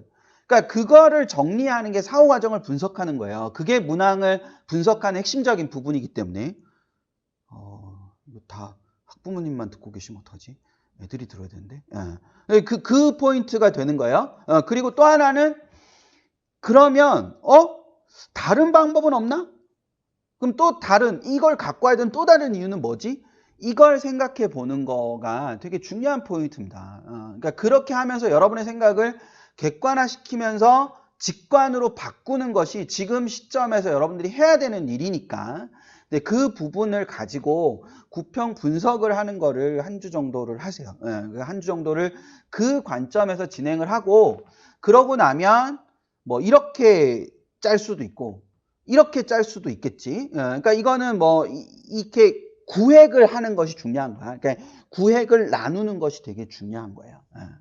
여러분들이 요즘 하는 말은 뭘까? 그거를 뭐 이렇게 여러분이 하는 말이 아니라 그냥 파티션을 나눈다 그러나? 하여튼 그 구획을 하는 거예요. 구획을 하는 그 부분을 몇 가지를 이렇게 쭉쭉쭉 끊어가지고, 요때는 뭘 하고, 요때는 뭘 할 거고, 요때는 뭘 할 거고, 요때는 뭘 할 거고 하는 이 남아있는 9주 반이 되는 거죠. 9주 반. 그 9주 반에 여러분들의 나름대로의 어떤 그림이 그려져 있어야 되는 거예요. 당연히 못 지킬 거야. 못 지킬 거 아는데 못 지킬 거니까 안 해도 된다는 없어. 못 지킬 거니까 할 의미가 없다. 이런 것도 없어. 계획을 세우는 거는 심리적인 압박을 받기 위해서 하는 거지 지키기 위해서 하는 게 아니야. 지키기 위해서 하는 게 아니라 심리적인 압박. 내가 예를 들어서 여기 지금 촬영하는 거 앞에 보면 시간이 나온단 말이에요. 시간이 나오는데 지금 3시 46분이야. 근데 들어오기 전에 내가 50분까지만 해야지, 3시 50분까지만 해야지 하고 딱 들어왔단 말이야. 근데 지금 4분이 남았잖아. 그러면 내가 50분까지만 하고 이게 전원이 꺼지고 화면이 꺼지냐? 그렇지 않잖아. 내가 끝날 때까지 할 거잖아. 근데 내가 그런 계획을 세우면 요게 쓸데없는 소리를 하지 않고, 지금 쓸데없는 소리 하고 있지만 쓸데없는 소리 하지 않고 끝까지 하겠다 하는 그런 계획을 세워놓으면 심리적인 압박을 받는 거란 말이죠. 그런 거랑 똑같이 여기서도 계획을 세워서 심리적인 압박을 받아서 여러분이 무언가를 하게 만드는 힘이 있는 거지, 그걸 못 지키니까 나는 쓰레기야 이런 게 아니라고. 그렇게 생각하고 뭔가를 진행하는 게 아니고, 이거는 계획을 세워서 그 계획을 내 것으로 만들기 위해서 내가 최선을 다하기 위해서 계획을 세우는 거지, 누가 계획을 지키기 위해서 하나. 인생이 계획대로 되나. 작년 이맘때 여러분들의 계획 속에는 코로나19 바이러스는 없었잖아. 그러니까 계획대로 되지 않습니다. 절대. 그러니까 그런 상황이 아니기 때문에 이런 틀을 짜놓는 거, 이렇게 구획하는 것 자체가 굉장히 의미 있는 일이고, 그랬을 때 예를 들어 뭐 이런 아이고 왜 자꾸 앞으로 자꾸 내가 이렇게 계획을 세울 수 있는 거예요. 그러니까 이거를 예를 들어서 요 기간, 그러니까 9월 28일 주부터 11월 16일 주까지, 거기 끝나는 주까지는 예를 들어서 내가 이런 것들을 하겠다. 뭐 저 앞단에서부터 그러니까 이게 양쪽을 잘 모르겠네. 그러니까 여기서부터인가? 여기서부터인가? 잘 모르겠네요. 그 요 앞단에, 그러니까 9월 28일 주부터 요 앞단에서부터 이렇게 쭉쭉쭉 갈 때 이 앞단에는 어려운 걸 하고 뒤로 갈수록 자신 있는 걸 하는 거. 뭐 이런 방법을 생각해 볼 수도 있어요. 이게 이렇게 하는 방법 이유는 앞에 어려운 걸 해야 뒤에 가서 자신 있는 걸 해야 수능 직전에 자신감이 충만해서 가는 거잖아. 그런 생각도 다 해야지. 그런 생각도 다 해야지. 여러분이 쉬운 걸 해서 야 될지도 모를 것 같아. 막 이런 생각이 들고 수능을 딱 봐야 되지. 근데 어려운 걸 나중에 수능 직전에 가서 막 해. 나 이때까지 내일 모레 시험인데 준비된 것도 하나도 없고 막 이럴 거 아니야. 그러니까 그런 상태가 아니라 어려운 거부터 자신 있는 걸로 간다든지 아니면 꼭 해야 할 거, 그 다음에 점검해야 할 거, 꼭 봐야 할 거 이렇게 셋으로 나눈다든지 아니면 6, 9월 분석을 하고 그 다음에 기출 분석을 다시 한번 보고 그걸 6, 9월에 다시 적용시켜보고 이런 식으로 내용을 가지고 몇 개의 부류로 나눠서 볼 수 있다는 얘기야. 그럼 뭐 그게 3주여도 되고 그렇게 나오면 안 된다. 3주, 2주여도 되고 아니면 뭐 4주, 2주여도 되고 2주, 4주, 2주여도 되고 그거는 여러분들 마음대로 하는데 내용을 저런 식으로 할 필요가 있다. 단 어떤 계획을 세워서 어떻게 실천하든 이 8주, 요 8주거든요. 그러니까 9월 28일 주부터 11월 16일 주까지가 8주인데 이 8주는 하는 동안은 반드시 반복할 내용을 골라두는 것이 굉장히 중요하다. 그래서 반복할 내용을 골라둔다는 게 뭐냐면 이건 다시 봐야 될 것 같아. 요거는 꼭 봐야 될 것 같아. 그러니까 가능하다면 요거는 수능 전날 봐야 될 것 같아. 요거는 수능 날 가서 봐야 될 것 같아. 아니면 요거는 수능 그 전에, 즉 요 반복할 거를 언제 써먹을 거냐면은 요때 써먹을 거란 말이야. 요때 써먹을 거니까 요거는 요 2주 남은 기간 동안 봐야 될 것 같아. 이건 수능 전날 자기 전에 봐야 될 것 같아. 아니면 수능 날 아침에 봐야 될 것 같아. 이거를 그때 미리 나눠 놓는 것도 한 방법이다라고 할 수 있다는 거. 그걸 염두에 둘 필요가 있는 겁니다. 단 진짜 중요한 거는 균형감이 있어야 됩니다. 균형감. 그러니까 균형감이 있는 학습이 필요하기 때문에 어떤 한 영역에 몰빵을 하거나 하는 거는 별로 의미가 없다. 그래서 어떤 한 영역에 몰빵하거나 이런 패턴을 가지면 안 되고 좀 더 균형감을 갖고 이때 균형감이라는 건 늘 얘기하지만 1대1대1대1이 아니고 여러분의 현재의 상황에 따라서 어떤 영역은 0.2만 투자할 수도 있고 어떤 영역은 1.3을 투자할 수도 있고 그러니까 그 균형감을 갖고 학습을 하는 것이 굉장히 중요하다는 점, 그 부분을 하나 생각을 해두고 그 다음에 그 밑에 세밀함을 갖춘 시험의 운용 계획이라고 써놓은 부분이 있는데 어제 이거 만들어 놓고 되게 뿌듯했는데 균형감 있는 학습과 세밀함을 갖춘 시험 운영. 이 균형감과 세밀함이라는 단어를 쓴 게 참 멋있지 않나요? 균형감 있는 학습이라는 걸 하고 대신에 시험을 운용하는 데 있어서는 굉장히 세밀한 준비가 필요해. 나는 시험지를 딱 받으면 뭐부터 하겠다.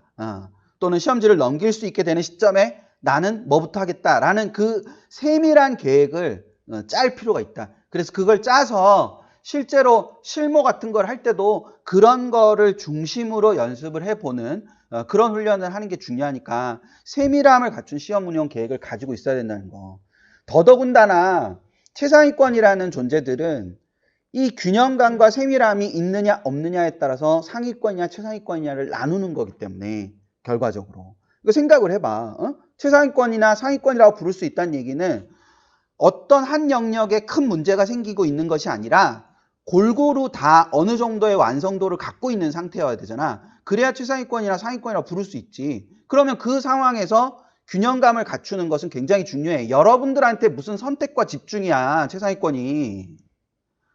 선택과 집중이라는 거는 중위권에서 선택과 집중이라는 걸 하는 거지. 그러니까 그 부분을 생각해서 균형감을 갖추는 거. 그리고 여러분이 학습을 하고 그 어느 정도 충만해진 그 학습의 완성도를 점수화시키기 위해서 필요한 것은 바로 궁극적으로 세밀한 운용 계획이라는 것이 필요한 거다. 그러니까 그 부분을 생각을 잘 하고 뭔가를 좀 계획을 세우고 할 수 있도록 준비를 하는 게 필요하다는 점, 그걸 잘 염두에 둬서 생각을 해둘 필요가 있습니다.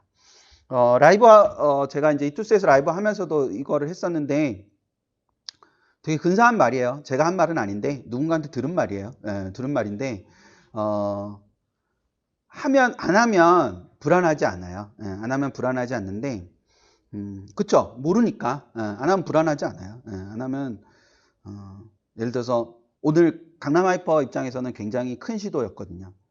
이렇게 온라인 설명회를 하는 것 자체가 저는 이제 책임지는 사람 아니기 때문에 그냥 여기저기 전화해가지고 이렇게 하면 돼 해보세요 뭐 이렇게 얘기했단 말이에요.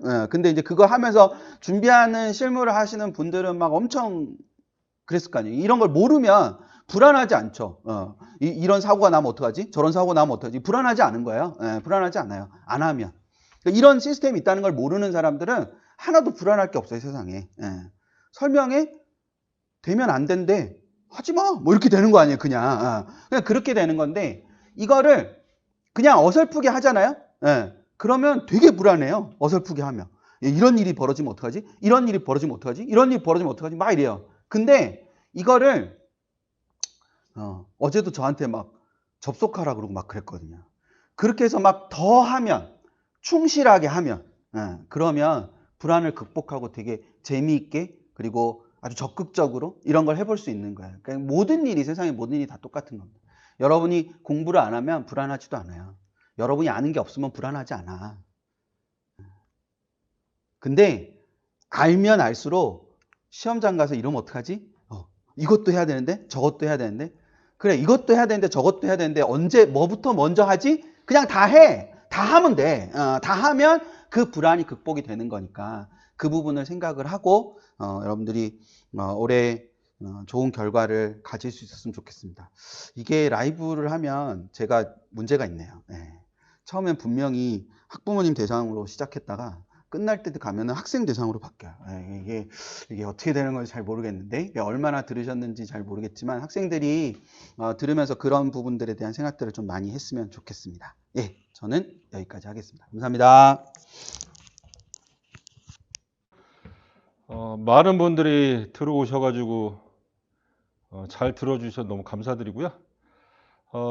아까 중간에 제가 말씀드렸던 것처럼 기본적으로 강남 하이퍼는 비대면일지라도 설명회나 입시살롱 또 학부모나 학생한테 다가설 수 있는 수단을 이렇게 많은 방법을 활용해서 만나려고 노력하겠습니다. 저희한테 항상 관심 가져주시고 마무리 잘 지어서 정말로 좋은 결과로 올해 말을 맞이해서 이 시기를 정말 잘 극복했다라는 서로 격려할 수 있는 분위기가 됐으면 좋겠습니다.